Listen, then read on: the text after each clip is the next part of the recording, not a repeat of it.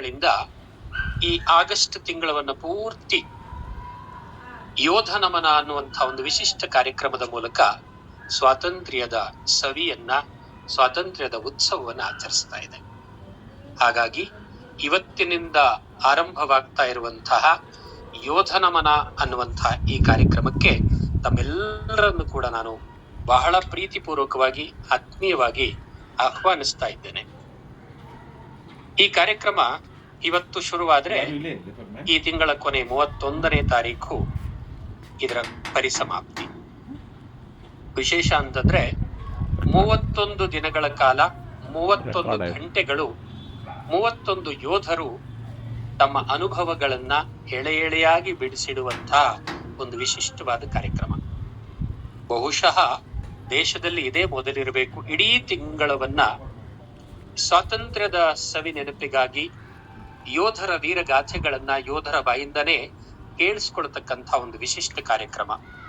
ಬಹಳ ಹೆಮ್ಮೆ ಅಂತ ಅನಿಸ್ತಾ ಇದೆ. ಇಂಥ ಒಂದು ಕಾರ್ಯಕ್ರಮಕ್ಕೆ ನಮ್ಮ ಮೈತ್ರಿ ಪ್ರತಿಷ್ಠಾನ ವೇದಿಕೆಯನ್ನ ಒಂದು ಒದಗಿಸಿದೆ, ವೇದಿಕೆಯನ್ನ ನಿರ್ಮಾಣ ಮಾಡಿದೆ. ಆ ಒಂದು ದಿಕ್ಕಿನಲ್ಲಿ ಖಂಡಿತವಾಗಿ ಮೈತ್ರಿ ಪ್ರತಿಷ್ಠಾನದ ಎಲ್ಲ ಕಾರ್ಯಕರ್ತರು ಅತ್ಯಂತ ಹೆಮ್ಮೆ ಪಡ್ತಾ ಇದ್ದೇವೆ. ಬಹಳ ವಿಶಿಷ್ಟವಾದ ಕಾರ್ಯಕ್ರಮ ಅನ್ನೋದು ಅನೇಕ ಕೇಳುಗರ, ಅನುಭವಿಸಿದವರ ಅಭಿಪ್ರಾಯ. ಕಾರಣ ಇಷ್ಟೇ, ಇಲ್ಲಿ ಸ್ವಾತಂತ್ರ್ಯದ ಬಗ್ಗೆ, ಸ್ವಾತಂತ್ರ್ಯದ ಕಲ್ಪನೆ ಇರದೇ ಇರುವ ಯಾರೋ ಮಾತಾಡ್ತಾ ಇಲ್ಲ. ಸ್ವತಃ ಆ ಸಂದರ್ಭಗಳಲ್ಲಿ ತಮ್ಮನ್ನು ತಾವು ತೊಡಗಿಸ್ಕೊಂಡಂತಹ, ಸ್ವಾತಂತ್ರ್ಯೋತ್ತರದಲ್ಲಿ ನಮ್ಮ ದೇಶವನ್ನು ರಕ್ಷಣೆ ಮಾಡದಂತಹ, ನಮ್ಮ ದೇಶದ ಸಂಪೂರ್ಣ ರಕ್ಷಣೆಯ ಜವಾಬ್ದಾರಿಯನ್ನು ಹೊತ್ತಂತಹ ವೀರ ಯೋಧರು ಬಂದು ಮಾತಾಡ್ತಾರೆ. ಇದೊಂದು ಅದ್ಭುತವಾದ, ವಿಶೇಷವಾಗಿರತಕ್ಕಂತಹ ಒಂದು ಸಂಗತಿ. ಇಲ್ಲಿ ಇವರ ಧ್ವನಿಗಳಿಗೆ ನಾವು ಕಿವಿಯಾಗಬೇಕು.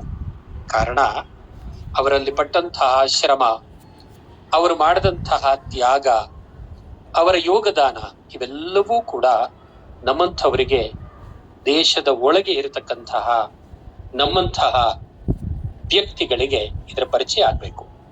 ಈ ಕಾರಣದಿಂದಲೇ ನಾವು ಈ ಒಂದು ಚಿಂತನೆಯನ್ನ ಕಲ್ಪನೆ ಮಾಡಿಕೊಂಡ್ವಿ. ಇದು ಬಹಳಷ್ಟು ಜನಕ್ಕೆ ತಲುಪಬೇಕು. ನೂರಾರು ಸಾವಿರಾರು ಜನರ ಕಿವಿಗಳಿಗೆ ಇಂತಹ ವೀರಗಾಥೆಗಳು ಹೋಗಿ ತಲುಪಬೇಕು. ಸ್ವತಃ ಯೋಧರು ತಾವು ಅನುಭವಿಸಿದಂತಹ ರಕ್ಷಣಾ ಕಾರ್ಯದಲ್ಲಿ ತಾವು ಅನುಭವಿಸಿದಂತಹ ಚಿಂತನೆಗಳನ್ನ ಹಂಚಿಕೊಳ್ತಕ್ಕಂಥ ಕೆಲಸ ಆಗ್ಬೇಕು ಅನ್ನೋದು ಈ ಕಾರ್ಯಕ್ರಮದ ಹಿಂದಿನ ಉದ್ದೇಶ. ಇನ್ನೊಂದು, ಇಂದಿನ ಯುವ ಜನತೆ, ಇಂದಿನ ಯುವ ಪೀಳಿಗೆ ನಡ್ಕೊಳ್ತಾ ಇರತಕ್ಕಂಥ ರೀತಿಯನ್ನು ಗಮನಿಸಿದ್ರೆ ಇವರೆಲ್ಲರ ತ್ಯಾಗಗಳಿಗೆ ನಿಜವಾಗಿಯೂ ಬೆಲೆ ಇಲ್ಲವೇನೋ ಅಂತ ಅನಿಸಿ ತುಂಬಾ ದುಃಖ ಆಗ್ತದೆ. ಇಂಥ ಯುವ ಜನತೆಗೆ, ಇಂದಿನ ಯಂಗ್ ಮೈಂಡ್ಸ್ಗೆ ಈ ವಿಚಾರಗಳು ತಲುಪಬೇಕು. ಹಾಗಾಗಿ ನನ್ನೆಲ್ಲ ಪ್ರೀತಿಯ ಶ್ರೋತೃ ಬಂಧುಗಳಲ್ಲಿ ಅತ್ಯಂತ ಕಳಕಳಿಯಿಂದ ನಾನು ಕೇಳ್ಕೊಳ್ಳೋದೇನೆಂದ್ರೆ, ನೀವು ಈ ಕಾರ್ಯಕ್ರಮವನ್ನು ಕೇಳಿಸ್ಕೊಳ್ಳಿ. ಅಷ್ಟೇ ಅಲ್ಲ, ಈ ಕಾರ್ಯಕ್ರಮದ ಹೊತ್ತಿಗೆ ಸರಿಯಾಗಿ ನಿಮ್ಮ ಮನೆಯ ಸದಸ್ಯರನ್ನ, ನಿಮ್ಮ ಮುಂದಿನ ಪೀಳಿಗೆಯನ್ನ ಖಂಡಿತವಾಗಿ ಇದನ್ನ ಕೇಳಿಸಿ. ಯಾಕೆಂದ್ರೆ ಮಾಧ್ಯಮಗಳು, ಯಾವುದೇ ರೀತಿಯಾದಂತಹ ಸಂಘಟನೆಗಳು, ಯಾವುದೇ ರೀತಿಯಾದಂತಹ ವ್ಯಕ್ತಿಗಳು ಇವತ್ತಿನ ಜನರೇಷನ್ಗೆ, ಇವತ್ತಿನ ಯುವ ಜನತೆಗೆ ಬೇಕಾದಂತಹ ಮಾರ್ಗದರ್ಶನಕ್ಕೆ ಯೋಗ್ಯವಾದಂತಹ ಈ ದೇಶಭಕ್ತಿಯ ಕಥೆಗಳನ್ನು ಹೇಳೋದ್ರಲ್ಲಿ ವಿಫಲರಾಗ್ತಾ ಇದ್ದಾರೆ. ಕಾರಣ ಮಾಧ್ಯಮಗಳು ಇವತ್ತಿನ ಈ ಯುವ ಜನತೆಯನ್ನ, ಮಕ್ಕಳನ್ನ ತುಂಬಾ ಬಂಧನದಲ್ಲಿಟ್ಟಿದ್ದಾವೆ. ಆದ್ರಿಂದ ಅದೇ ಮಾಧ್ಯಮವನ್ನು ಬಳಸಿಕೊಂಡು ನಾವು ಅಂತಹ ಒಂದು ವೀರ ವಿಚಾರಗಳನ್ನ, ವೀರ ಗಾಥೆಗಳನ್ನ ನಮ್ಮ ಮುಂದಿನ ಜನರೇಷನ್ಗೆ, ನಮ್ಮ ಮುಂದಿನ ಜನರಿಗೆ ಕಲ್ಪಿಸುವಂತಹ ಒಂದು ಕಾರ್ಯದಲ್ಲಿ ನಾವೆಲ್ಲರೂ ಕೂಡ ತೊಡಗಿಸ್ಕೊಳ್ಳೋಣ. ಆ ದಿಕ್ಕಿನಲ್ಲಿ ನಾವೆಲ್ಲರೂ ಕೂಡ ಪ್ರಯತ್ನಶಾಲಿಗಳಾಗೋಣ ಅನ್ನೋದು ಈ ಕಾರ್ಯಕ್ರಮದ, ಈ 31 ದಿನಗಳ 31 ಗಂಟೆಗಳ ವಿಶೇಷ ಯೋಧ ನಮನ ಕಾರ್ಯಕ್ರಮದ ಹಿಂದಿನ ಉದ್ದೇಶ. ಇಂಥ ಅನೇಕ ವಿಚಾರಗಳು ನಮ್ಮೆದುರಿಗಿದ್ದಾವೆ. ಕೇವಲ ಇಷ್ಟೇ ಅಂತಲ್ಲ, ಇನ್ನೂ ಸಾಕಷ್ಟು ವಿಚಾರಗಳು ನಮ್ಮ ಎದುರುಗಡೆ ಇದ್ದಾವೆ. ಆ ಎಲ್ಲ ಚಿಂತನೆಗಳನ್ನ ನಾವು ಈ 30 ದಿನಗಳ ಕಾಲ ಅದನ್ನ ಹಂಚ್ಕೊಳ್ತಾ ಹೋಗ್ತೇವೆ. ಅದರೆಲ್ಲದರ ಹಿನ್ನೆಲೆಯನ್ನ ಅರ್ಥ ಮಾಡ್ಕೊಳ್ತಾ ಹೋಗ್ತೇವೆ. ಅಷ್ಟೇ ಅಲ್ಲ, ಈ ಕಾರ್ಯಕ್ರಮ ಮುಗಿದ ನಂತರದಲ್ಲಿ ಕೇವಲ 1 ವಾರದ ಅವಧಿಯಲ್ಲಿ ಈ ಎಲ್ಲ 30 ಜನ ಯೋಧರನ್ನ ಒಂದೆಡೆ ಸೇರಿಸಿ ಅವರಿಗೆ ನಾವು ಗೌರವಾರ್ಪಣೆ ಮಾಡುವಂತಹ ಕಾರ್ಯಕ್ರಮವನ್ನು ಕೂಡ ಹಮ್ಮಿಕೊಂಡಿದ್ದೇವೆ. ಬರುವ ಸೆಪ್ಟೆಂಬರ್ 6ನೇ ತಾರೀಕು ರವೀಂದ್ರ ಕಲಾಕ್ಷೇತ್ರದಲ್ಲಿ ನಡೆಯುವಂತಹ ಈ ಯೋಧ ನಮನಂ ಕಾರ್ಯಕ್ರಮದಲ್ಲಿ ಈ ಎಲ್ಲ ವೀರ ಯೋಧರನ್ನ ನಾವು ವೇದಿಕೆಗೆ ಕರೆದು ಅವರಿಗೆ ಗೌರವಾರ್ಪಣೆ ಮಾಡ್ಲಿಕ್ಕಿದ್ದೇವೆ. ಹೀಗೆ ಸಾಕಷ್ಟು ಕಾರ್ಯಕ್ರಮಗಳನ್ನ, ಸಾಕಷ್ಟು ಚಿಂತನೆಗಳನ್ನ ಈ ಒಂದು ಸರಣಿಯಲ್ಲಿ ನಾವು ನೋಡ್ಲಿಕ್ಕಿದ್ದೇವೆ. ಇದು ಬಹಳ ವಿಶಿಷ್ಟವಾದ ಕಾರ್ಯಕ್ರಮ ಆಗಿದೆ ಮತ್ತು ಇದು ಆಗಬೇಕು. ಆಗಬೇಕು ಅಂತಂದ್ರೆ ನಮ್ಮೆಲ್ಲರ ಪ್ರಯತ್ನವು ಇದರೊಟ್ಟಿಗಿರಬೇಕು. ತಾವೆಲ್ಲರೂ ಕೂಡ ಆ ದಿಕ್ಕಿನಲ್ಲಿ ನಮ್ಮ ಜೊತೆ ಕೈ ಜೋಡಿಸ್ತೀರಾ ಅನ್ನುವಂತಹ ಒಂದು ವಿಶ್ವಾಸದೊಂದಿಗೆ ಇವತ್ತಿನ ಈ ಕಾರ್ಯಕ್ರಮವನ್ನು ಶುಭಾರಂಭ ಮಾಡ್ತಾ ಇದ್ದೇವೆ. ಭಾರತ ಮಾತೆಯ ಪದತಲಗಳಲ್ಲಿ ಶಿರವನ್ನಿಡುವ ವಿಶಿಷ್ಟವಾದ ಹಾಡಿನೊಂದಿಗೆ ಇವತ್ತಿನ ಶುಭಾರಂಭ ಆಗಿದೆ. ಇವತ್ತಿನ ಕಾರ್ಯಕ್ರಮದ ಆರಂಭವಾಗಿದೆ. ಇದು ಇದೇ ರೀತಿಯಲ್ಲಿ ನಿರ್ವಿಘ್ನವಾಗಿ 31 ದಿನಗಳ ಕಾಲ ನಿರಂತರವಾಗಿ ನಡೆಯಲಿ ಅನ್ನುವಂತಹದ್ದು ನಮ್ಮೆಲ್ಲರ ಆಶಯ. ತಮ್ಮೆಲ್ಲರ ಒಂದು ಸಹಕಾರದಿಂದ, ಸಹಯೋಗದಿಂದ ಇವತ್ತಿಗಿಂತ ನಾಳೆ, ನಾಳೆಗಿಂತ ನಾಡಿದ್ದು ಹೆಚ್ಚು ಹೆಚ್ಚು ಜನರನ್ನ ಆಕರ್ಷಿಸೋದ್ರ ಮೂಲಕ ಒಂದು ದೇಶಭಕ್ತಿಯ ವಿಚಾರಗಳನ್ನ ಜನರಿಗೆ ತಲುಪಿಸುವ ಈ ದಾರಿಯಲ್ಲಿ ನಾವೆಲ್ಲರೂ ಕೂಡ ಪ್ರಯತ್ನಶೀಲರಾಗೋಣ, ನಾವೆಲ್ಲರೂ ಕೂಡ ಇದರಲ್ಲಿ ಕೈ ಜೋಡಿಸೋಣ ಅಂತ ಹೇಳ್ತಾ ಇವತ್ತಿನ ಈ ಶುಭಾರಂಭ ನಮ್ಮ ಕಾರ್ಯಕ್ರಮದ ಶುಭಾರಂಭ. ಇದು ಒಂದು ರೀತಿಯಲ್ಲಿ ಇದೇ ಒಂದು ಕ್ಷೇತ್ರಕ್ಕೆ ಸಂಬಂಧಪಟ್ಟಂತಹ ವ್ಯಕ್ತಿಯೊಬ್ಬರಿಂದ ಇದನ್ನ ಈ ಶುಭಾರಂಭವನ್ನ ಮಾಡಿಸ್ಬೇಕು ಅಂತ ನಾವು ಸಂಕಲ್ಪ ಮಾಡಿದಾಗ ನಮಗೆ ಅತ್ಯಂತ ಆತ್ಮೀಯರಾದ ಹಾಗೂ ಅತ್ಯಂತ ಪ್ರೀತಿ ಪಾತ್ರರಾಗಿರ್ತಕ್ಕಂತಹ ಡಾಕ್ಟರ್ ರಾಮಕೃಷ್ಣ ಮುದ್ದೇಪಾಲ್ ಅವರನ್ನ ನಾವು ಕೇಳ್ಕೊಂಡ್ವಿ. ದಯವಿಟ್ಟು ಬಂದು ಈ ಒಂದು ಕಾರ್ಯಕ್ರಮವನ್ನ ತಾವು ನಮಗೆ ನಡೆಸ್ಕೊಡ್ಬೇಕು, ಈ ಕಾರ್ಯಕ್ರಮದಲ್ಲಿ ತಾವು ಭಾಗಿಯಾಗಬೇಕು ಅಂತ ಹೇಳಿ ಕೇಳಿಕೊಂಡಾಗ ಅತ್ಯಂತ ಪ್ರೀತಿಯಿಂದ ಆ ವ್ಯಕ್ತಿ ಒಪ್ಕೊಂಡಿದ್ದಾರೆ. ಇವತ್ತು ನಮ್ಮ ಜೊತೆ ಆಗ್ತಾ ಇದ್ದಾರೆ, ಈ ಕಾರ್ಯಕ್ರಮವನ್ನ ಶುಭಾರಂಭ ಮಾಡ್ಲಿಕ್ಕಿದ್ದಾರೆ. ಡಾಕ್ಟರ್ ರಾಮಕೃಷ್ಣ ಮುದ್ದೇಪಾಲ್ ಅವರು ಕರ್ನಾಟಕ ರಾಜ್ಯ ಮೀಸಲು ಪೊಲೀಸ್ ಖಾತೆಯಲ್ಲಿ ಉಪಮಹಾನಿರೀಕ್ಷಕರಾಗಿ ಕಾರ್ಯನಿರ್ವಹಿಸ್ತಾ ಇದ್ದಾರೆ. ಇವರು ಬಹಳ ದೊಡ್ಡ ಹುದ್ದೆಯಲ್ಲಿದ್ರೂ ಕೂಡ ಇಂತಹ ವಿಚಾರಗಳು ಬಂದಾಗ ಮೊದಲು ಬಂದು ನಿಲ್ತಕ್ಕಂತಹ ವ್ಯಕ್ತಿ. ಎಲ್ಲ ಸಂದರ್ಭಗಳಲ್ಲಿಯೂ ಕೂಡ ಹೇಗೆ ಸೈನ್ಯ ಹೊರ ಜಗತ್ತನ್ನ ನಿಯಂತ್ರಣ ಮಾಡಿ ನಮ್ಮನ್ನ ತುಂಬಾ ಒಂದು ಸುರಕ್ಷಿತವಾದ ರೀತಿಯಲ್ಲಿ ನಮ್ಮನ್ನ ನೋಡ್ಕೊಳ್ತಾ ಇದೆಯೋ, ಹಾಗೆ ಈ ಪೊಲೀಸ್ ಡಿಪಾರ್ಟ್ಮೆಂಟ್ ಆಂತರಿಕವಾಗಿರತಕ್ಕಂತಹ ಎಲ್ಲ ಸಮಸ್ಯೆಗಳಿಗೆ, ಎಲ್ಲ ಕಷ್ಟ ಕಾರ್ಪಣ್ಯಗಳಿಗೆ ಇದು ಧ್ವನಿಯಾಗಿ ನಮ್ಮ ಜೊತೆ ನಿಂತಿದೆ. ಪೊಲೀಸ್ ಇಲಾಖೆ, ಆ ಇಲಾಖೆಯ ವಿಶೇಷ ಒಂದು ವಿಭಾಗದ ಮುಖ್ಯಸ್ಥರಾಗಿ ಕಾರ್ಯನಿರ್ವಹಿಸ್ತಾ ಇರತಕ್ಕಂಥವರು ಡಾಕ್ಟರ್ ರಾಮಕೃಷ್ಣ ಮುದ್ದೇಪಾಲ್ ಅವರು. ಇವರು APSC ನಲ್ಲಿ ವಿಶೇಷವಾದ ಹುದ್ದೆಯನ್ನ ಅಲಂಕರಿಸೋದ್ರ ಮೂಲಕ ನಮ್ಮ ಕರ್ನಾಟಕ ರಾಜ್ಯದ ಪೊಲೀಸ್ ಇಲಾಖೆಯಲ್ಲಿ ಮಹತ್ತರವಾದ ಸ್ಥಾನವನ್ನ ಹೊಂದಿದ್ದಾರೆ. ಬಹಳ ಹೆಮ್ಮೆ ಅಂತಂದ್ರೆ ಅವರು ಈ ಪೊಲೀಸ್ ಇಲಾಖೆಯಲ್ಲಿ ಹೇಗೆ ಕಾರ್ಯವನ್ನ ನಿರ್ವಹಿಸ್ತಿದ್ದಾರೆ ಅಂತಂದ್ರೆ, ಅವರ ಒಂದು ಕಾರ್ಯವೈಖರಿಯನ್ನ ನೋಡಿದಂತಹ ಈ ನಮ್ಮ ಸರ್ಕಾರ, ಕೇಂದ್ರ ಸರ್ಕಾರ ಅವರನ್ನ ಗುರುತಿಸಿ ರಾಷ್ಟ್ರಪತಿ ಪದಕದೊಂದಿಗೆ ಅವರನ್ನ ಗೌರವಿಸಿದೆ. ಇನ್ನು ಚಿಕ್ಕ ವಯಸ್ಸಿನಲ್ಲೇನೆ ಸಾಕಷ್ಟು ಸಾಧನೆಗಳ ಶಿಖರವನ್ನೇರಿದಂಥವರು ಡಾಕ್ಟರ್ ರಾಮಕೃಷ್ಣ ಮುದ್ದೇಪಾಲ್ ಅವರು. ನಾವೆಲ್ಲ ಬಾಲ್ಯ ಸ್ನೇಹಿತರು ಅಂತ ಹೇಳ್ಕೊಳ್ಳೋಕೆ ಬಹಳ ಸಂತೋಷ ಆಗತ್ತೆ. ನಾವೆಲ್ಲ ಒಂದೇ ಊರಿನಲ್ಲಿ ಹುಟ್ಟಿ ಬೆಳೆದವರು, ನಾವೆಲ್ಲ ಒಂದೇ ಮಾಡಿನ ಕೆಳಗೆ ಕುಳಿತು ಅಧ್ಯಯನ ಮಾಡಿದವರು, ನಾವೆಲ್ಲ ಒಂದೇ ಶಾಲೆಯಲ್ಲಿ ಓದ್ದವರು. ಹಾಗಾಗಿ ನನಗೆ ಅತ್ಯಂತ ಹೆಮ್ಮೆ ಆಗ್ತಕ್ಕಂಥ ವಿಚಾರ ಅಂತಂದ್ರೆ, ದೇಶ ರಕ್ಷಣೆ ಮತ್ತು ಸಮಾಜ ರಕ್ಷಣೆಯ ವಿಚಾರಗಳು ಬಂದಾಗ ಇಂತಹ ವ್ಯಕ್ತಿಗಳು ಎಷ್ಟು ಜವಾಬ್ದಾರಿಯನ್ನು ಹೊಂದಿರ್ತಾರೆ, ಅಂತಹ ಜವಾಬ್ದಾರಿಯನ್ನು ಹೇಗೆಲ್ಲ ನಿಭಾಯಿಸ್ತಾರೆ ಅನ್ನುವಂತಹದ್ದು ನಮಗೆಲ್ಲರಿಗೂ ಕೂಡ ಗೊತ್ತಾಗಬೇಕಾಗಿದೆ. ಈ ಕಾರಣದಿಂದ ನಾವು ಇವತ್ತಿನಿಂದ ಶುರು ಮಾಡುವಂತಹ ಯೋಧ ನಮನ ಕಾರ್ಯಕ್ರಮಕ್ಕೆ ಅವರನ್ನ ಉದ್ಘಾಟಕರಾಗಿ ಮುಖ್ಯ ಅತಿಥಿಗಳಾಗಿ ಆಹ್ವಾನಿಸಿದ್ದೇವೆ. ಡಾಕ್ಟರ್ ರಾಮಕೃಷ್ಣ ಮುದ್ದೇಪಾಲ್ ಅವರಿಗೆ ಈ ಕಾರ್ಯಕ್ರಮಕ್ಕೆ ಆತ್ಮೀಯವಾದ ಪ್ರೀತಿಪೂರ್ವಕವಾದ ಸ್ವಾಗತವನ್ನ ಬಯಸ್ತಾ ಇದ್ದೇವೆ. ಅಷ್ಟೇ ಅಲ್ಲ, ಇದೊಂದು ವಿಶಿಷ್ಟವಾದ ಕಾರ್ಯಕ್ರಮ ಅನ್ನೋದನ್ನ ಆರಂಭದಲ್ಲೇ ಹೇಳಿದೆ. ಯೋಧ ನಮನ ಅಂತ ಇದರಲ್ಲಿ 2 ಅರ್ಥ ಇದೆ.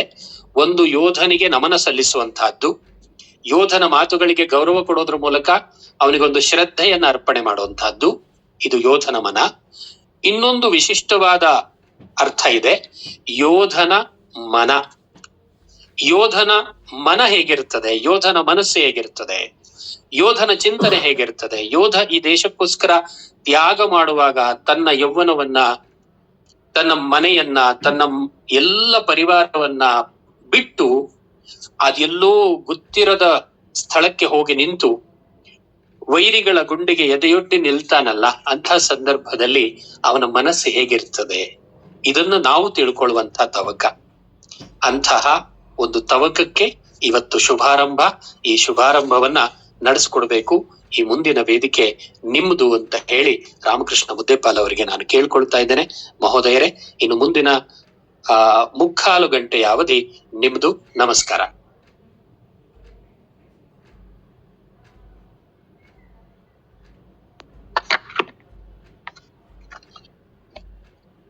ನಮಸ್ಕಾರ, ಧನ್ಯವಾದಗಳು.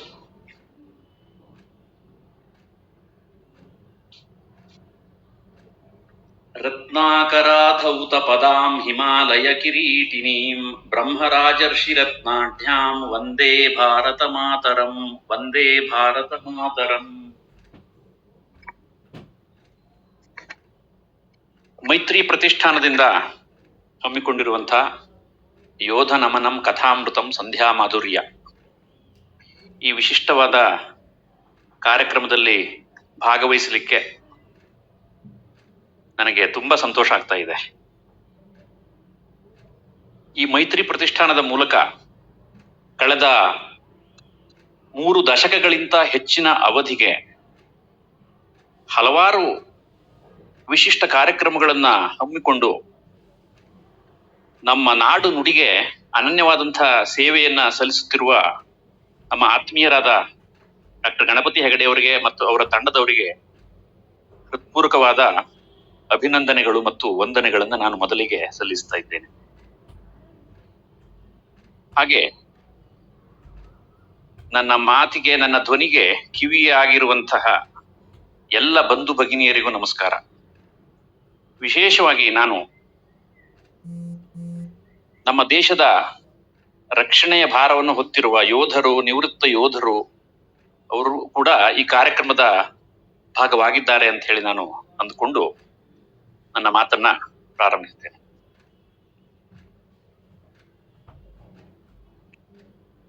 ನೋಡಿ, ನಾನು ಆರಕ್ಷಕ ಇಲಾಖೆಯಲ್ಲಿ ಕೆಲಸ ಮಾಡ್ತಾ ಇದ್ದೇನೆ. ನಾನು ಯೋಧನಲ್ಲ, ಆದ್ರೆ ನಮ್ಮ ದೇಶದ ಪ್ರತಿಯೊಬ್ಬ ಪ್ರಜೆಯೂ ಕೂಡ ಅವನು ಕೇವಲ ಪ್ರಜೆಯಲ್ಲ, ಅವನು ಯೋಧನಾಗಬೇಕು ಎನ್ನುವ ಒಂದು ಆಶಯ ನಮ್ಮ ಹೊಂದಿರಬೇಕು ನಾವೆಲ್ಲರೂ ಕೂಡ. ನಮ್ಮ ದೇಶ, ನಾವು ಅದನ್ನ ಮಾತೃಭೂಮಿ ಅಂತ ಕರಿತೇವೆ. ನೋಡಿ, ಅವರು ಸುಶ್ರಾವ್ಯವಾಗಿ ಪ್ರಾರ್ಥನೆಯನ್ನ ಮಾಡಿದ್ರು, ಮಾತೆ ಪೂಜಕ ನಾನು ಎನ್ನಯ್ಯ ಶಿರವ ನಿಡುವೆನು ಅಡಿಯಲಿ ಅಂತ. ಅಂದ್ರೆ ನಮ್ಮ ದೇಶವನ್ನ ನಾವು ಕೇವಲ ಒಂದು ದೇಶ ಅಂತ ನೋಡೋದಿಲ್ಲ, ಅದು ನಮ್ಮ ಪಾಲಿಗೆ ಒಂದು ಭೂಮಿಯ ತುಂಡಲ್ಲ ಅಥವಾ ಒಂದು ಜನತೆಯ ಗುಂಪಲ್ಲ. ಅದು ಒಂದು ಸಜೀವ ಸೃಷ್ಟಿ, ಒಂದು ಪರಂಪರೆ, ಒಂದು ಸಂಸ್ಕೃತಿ, ಒಂದು ಇತಿಹಾಸ, ಒಂದು ಆಕಾಂಕ್ಷೆ. ಹಾಗೆ ನೋಡಿದ್ರೆ ಈ ನಮ್ಮ ತಾಯಿ, ನಮ್ಮ ಭಾರತ ಅನ್ನುವಂಥ ದೇಶ, ನಮ್ಮ ತಾಯಿ ಅನ್ನುವಂಥದ್ದು ಅದು ಹೆಸರಿನಲ್ಲೇ ಸೂಚಿತವಾಗಿದೆ. ಭಾರತ ಮಾತೆ ಅಂತ ನಾವು ಹೇಳ್ತೀವಲ್ವಾ, ಮಾತಾ ಭೂಮಿ ಪುತ್ರೋಹಂ ಪೃಥಿವ್ಯಾಹ ಅಂತ ಅಥರ್ವವೇದ ಹೇಳುತ್ತದೆ. ಹಾಗಾಗಿ ಈ ಭಾರತ ಮಾತೆ ಇದ್ದಾಳೆ, ಇವಳು ಅಸಂಖ್ಯ ಸಂಖ್ಯೆಯ ಏನು ವೀರ ಯೋಧರಿಗೆ, ಶೂರರಿಗೆ ಜನ್ಮ ಕೊಟ್ಟಿದ್ದಾಳೆ, ಸಲಹಿದ್ದಾಳೆ, ಪಡೆದಿದ್ದಾಳೆ. ಅಂತಹ ವೀರ ಯೋಧರ ಪರಂಪರೆಯನ್ನು ಹೊಂದಿರುವ ದೇಶ ನಮ್ಮ ಭಾರತ. ಭಾರತ ಎನ್ನುವ ಹೆಸರೇ ನಮಗೆ ನಿಜವಾಗಿ ರೋಮಾಂಚನವನ್ನು ಉಂಟು ಮಾಡ್ತದೆ. ಉತ್ತರಂ ಯತ್ ಸಮುದ್ರಸ್ಯ ಹಿಮಾದ್ರೇಶ್ಚೈವ ದಕ್ಷಿಣಂ ವರ್ಷಂ ತದ್ ಭಾರತಂ ನಾಮ ಭಾರತೀ ಯತ್ರ ಸಂತತಿ ಅಂತ ವಿಷ್ಣು ಪುರಾಣ ಹೇಳುತ್ತೆ. ಅಂದ್ರೆ ಈ ಭೌಗೋಳಿಕವಾಗಿ ಹಿಮಾಲಯದಿಂದ ಹಿಂದೂ ಮಹಾಸಾಗರದವರೆಗೆ ವಿಸ್ತರಿಸಿರುವಂತಹ ಈ ದೇಶ ಭಾರತ, ಈ ಭಾರತದಲ್ಲಿರುವ ನಾವೆಲ್ಲರೂ ಭಾರತೀಯರು ಅಂತ. ಈ ಭಾರತ ದೇಶದ ಹೆಮ್ಮೆಯ ಪುತ್ರರು ನಮ್ಮ ಎಲ್ಲ ವೀರ ಯೋಧರು. ಆ ವೀರ ಯೋಧರ ಬಗ್ಗೆ ನಾನು ಮಾತನಾಡುವ ಮೊದಲು ಆ ವೀರ ಯೋಧರನ್ನ ಹೊತ್ತಿರುವ ನಮ್ಮ ಭಾರತ ಮಾತೆಯ ಬಗ್ಗೆ ಒಂದು 4 ಮಾತಾಡಲಿಕ್ಕೆ ಬಯಸ್ತೇನೆ. ಜನನಿ ಜನ್ಮಭೂಮಿಶ್ಚ ಸ್ವರ್ಗಾದಪಿ ಗರೀಯಸಿ. ಈ ಮಾತನ್ನ ರಾಮಾಯಣದಲ್ಲಿ ರಾಮ ಲಕ್ಷ್ಮಣನಿಗೆ ಹೇಳುವಂಥದ್ದು ಪ್ರಸಿದ್ಧವಾಗಿರೋ ಉಕ್ತಿ ತಮಗೆಲ್ಲರಿಗೂ ಗೊತ್ತಿದೆ. ಅಪಿ ಸ್ವರ್ಣಮಯಿ ಲಂಕಾ ನಮೇ ಲಕ್ಷ್ಮಣ ರೋಚತೆ ಜನನಿ ಜನ್ಮಭೂಮಿಶ್ಚ ಸ್ವರ್ಗಾದಪಿ ಗರೀಯಸಿ ಅಂತ. ಲಕ್ಷ್ಮಣನಿಗೆ ಅಲ್ಲಿ ಲಂಕೆಯಲ್ಲಿ ಯುದ್ಧ ಆದ ನಂತರ, ರಾವಣನ ಸಂಹಾರ ಆದ ನಂತರದಲ್ಲಿ ಸ್ವಲ್ಪ ಸಮಯ ಲಂಕೆಯಲ್ಲಿ ಇದ್ರೂ ಇರಬಹುದು ಎನ್ನುವಂತಹ ಒಂದು ಆಕಾಂಕ್ಷೆ ಇರುತ್ತದೆ. ಆ ಸಂದರ್ಭದಲ್ಲಿ ರಾಮ ಲಕ್ಷ್ಮಣನಿಗೆ ಹೇಳಿದಂತಹ ಮಾತು, ಈ ಲಂಕೆ ಬಂಗಾರದ್ದೇ ಆಗಿರಬಹುದು, ಆದರೆ ನಮಗೆ ಜನನಿ ಮತ್ತು ಜನ್ಮಭೂಮಿ ಸ್ವರ್ಗಕ್ಕಿಂತ ಮಿಗಿಲು. ಹಾಗಾಗಿ ನಾವು ನಮ್ಮ ತಾಯ್ನಾಡಾದ ಅಯೋಧ್ಯೆಗೆ ನಾವು ತೆರಳಬೇಕು ಅಂತ ಹೇಳಿ. ಎಲ್ಲರಿಗೂ ಕೂಡ ಅವರವರ ತಾಯ್ನಾಡು ಬಹಳ ವಿಶೇಷ. ತಾಯಿ ಮತ್ತು ತಾಯ್ನಾಡು ವಿಶೇಷ. ಆದ್ರೆ ಭಾರತೀಯರಾದ ನಮಗೂ ಕೂಡ ಅದು ಸಹಜ. ನಮಗೆ ಆ ಮಾತೃ ಭಕ್ತಿ, ಆ ಭಾವನೆ ನಮಗಿರುವಂತಹ ಸಹಜ. ಆದ್ರೆ ಭಾರತ ದೇಶವೂ ಕೂಡ ಅಷ್ಟು ವಿಶಿಷ್ಟತೆಯನ್ನ ಹೊಂದಿದೆ ಅನ್ನುವುದನ್ನ ನಾವು ತಿಳಿದುಕೊಂಡ್ರೆ ನಮಗೆ ಇನ್ನೂ ಹೆಮ್ಮೆ ಆಗುತ್ತೆ. ಅದಕ್ಕೆ ನಾವು ಒಂದೇ ಮಾತರಂ ಅಂತಾನೆ ನಾವು ಹೇಳ್ತೇವೆ. ಆ ಒಂದೇ ಮಾತರಂ ಎನ್ನುವಂಥದ್ದು ಕೇವಲ ಒಂದು ಸಾಲಲ್ಲ, ಅದು ಒಂದು ಮಂತ್ರವಾಕ್ಯ. ಅದು ಸಹಸ್ರ ಸಂಖ್ಯೆಯ ಸ್ವಾತಂತ್ರ್ಯ ಹೋರಾಟಗಾರರಿಗೆ ಪ್ರೇರಣೆ ನೀಡಿದಂತಹ ವಾಕ್ಯ. ಅದು ದೇವತೆಗಳು ಸ್ವರ್ಗದಲ್ಲಿ ಹೇಳ್ತಾರಂತೆ, ಗಾಯಂತಿ ದೇವಾಹ ಕಿಲ ಗೀತಕಾನಿ ಧನ್ಯಾಸ್ತುತೆ ಭಾರತ ಭೂಮಿ ಭಾಗೆ ಸ್ವರ್ಗಾಪವರ್ಗಾಸ್ಪದ ಮಾರ್ಗಭೂತೆ ಭವಂತಿ ಭೂಯಃ ಪುರುಷಾಹ ಸುರತ್ವಾತ್ ಅಂತ. ಈ ಭಾರತ ಭೂಮಿಯಲ್ಲಿ ಹುಟ್ಟಿರುವ ಜನಗಳು ಅದೆಷ್ಟು ಪುಣ್ಯವಂತರು. ಸ್ವರ್ಗ ಮತ್ತು ಅಪವರ್ಗ ಎರಡಕ್ಕೂ ಇವರಿಗೆ ಅವಕಾಶ ಇದೆ. ಅಪವರ್ಗ ಅಂದ್ರೆ ಮೋಕ್ಷ, ಮುಕ್ತಿ, ಬಿಡುಗಡೆ, ಕೊನೆಯ ಹಂತ.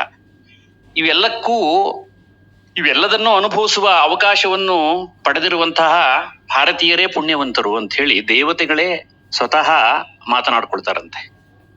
ಹಾಗೆ ಇನ್ನೂ ಒಂದು ಮಾತಿದೆ, ಕ್ಷಣಾಯುಷಾಂ ಭಾರತ ಭೂಜಯೋ ವರಂ ಅಂತ. ಒಂದು ಕ್ಷಣ ಮಾತ್ರವಾದರೂ, ಯಾವುದೇ ಜನ್ಮವಾಗಿರ್ಲಿ, ಈ ಭಾರತ ಭೂಮಿಯಲ್ಲಿ ಹುಟ್ಟುವುದೇ ಒಂದು ವಿಶೇಷ ಅಂತ. ಮತ್ತೆ ನಮ್ಮ ಭಾರತ ಅಂತಂದ್ರೆ ಇದಕ್ಕೆ ಈ ಮೊದಲು ಬೇರೆ ಬೇರೆ ಹೆಸರುಗಳನ್ನ ಕರಿತಾ ಇದ್ರು. ಅದರಲ್ಲಿ ಅಜನಾಭ ವರ್ಷ ಅಂತಾನೂ ಕೂಡ ಕರಿತಾ ಇದ್ರು. ಆಮೇಲೆ ಕ್ರಮೇಣ ನಾವು ಭಾರತ ಅನ್ನೋ ಹೆಸರು ಬಂತು. ಭರತ ಚಕ್ರವರ್ತಿಯಿಂದ ಭಾರತ ಅನ್ನೋದು ಬಂದಿರಬಹುದು. ಹಾಗೇನೆ ಭರತ ಎಂಬುದಕ್ಕೆ ಮೂಲ ಪೋಷಿಸು, ಭರಿಸು ಎಂಬಂತಹ ಅರ್ಥ ಕೂಡ ಇದೆ. ಆಮೇಲೆ ಭೃ ಧಾತುವಿನಲ್ಲಿ ಎಲ್ಲೋ ಬೇರೆ ಬೇರೆ ಅರ್ಥಗಳು ಇದೆ. ಬೆಳಕು, ಜ್ಞಾನ, ಭಗವಂತ. ಹಾಗೆ ಆದ್ರಿಂದ ವಿಶ್ವವನ್ನ ಪೋಷಿಸಿದ ಮತ್ತು ವಿಶ್ವಕ್ಕೆ ಬೆಳಕು ನೀಡಿದ, ಜ್ಞಾನ ನೀಡಿದ ಭಗವಂತನ ನಾಡು ಭಾರತ. ಇಷ್ಟು ವಿಶೇಷತೆ ನಮ್ಮ ಭಾರತ ದೇಶಕ್ಕಿದೆ. ಹಾಗೆ ಒಂದು ಮಾತಿದೆ, ಜಾಂಬವೇ ಭಾರತಂ ನಾಮ ವರ್ಷಂ ತ್ರೈಲೋಕ್ಯ ವಿಶ್ರುತಂ ತೀರ್ಥಂ ತ್ರೈಲೋಕ್ಯ ವಿಶ್ರುತಂ ಅಂತ. ಇಡೀ ಭಾರತವೇ ಒಂದು ಪವಿತ್ರವಾದ ಭೂಮಿ, ಪವಿತ್ರವಾದ ತೀರ್ಥ ಅಂತ ಹೇಳ್ತಾರೆ. ಹಾಗಾಗಿ ಈ ಭಾರತ ದೇಶ, ನಮ್ಮ ಭಾರತ ಮಾತೆ, ಅವಳ ಬಗ್ಗೆ, ಅವಳ ವೈಭವದ ಬಗ್ಗೆ ನಾವು ಎಷ್ಟು ಹೇಳಿದರೂ ಕಡಿಮೆನೆ. ಅಂತ ಭಾರತ ಮಾತೆಯ ವರಪುತ್ರ ಈ ವೀರ ಯೋಧ. ಭಾರತ ದೇಶದ ಒಂದು ರಕ್ಷಣೆಯಲ್ಲಿ ತನ್ನನ್ನು ತಾನು ತೊಡಗಿಸಿಕೊಂಡಿರುವಂತಹ ಈ ವೀರ ಯೋಧನ ಬಗ್ಗೆ ನಾವು ಏನಂತ ಹೇಳಬೇಕು? ಬಹುಶಃ ನಮ್ಮ ಶಬ್ದಗಳೇ ನಮಗೆ ಸಾಲೋದಿಲ್ಲ ಅಂತ ನಾನು ಅಂದ್ಕೊಂಡಿದ್ದೇನೆ.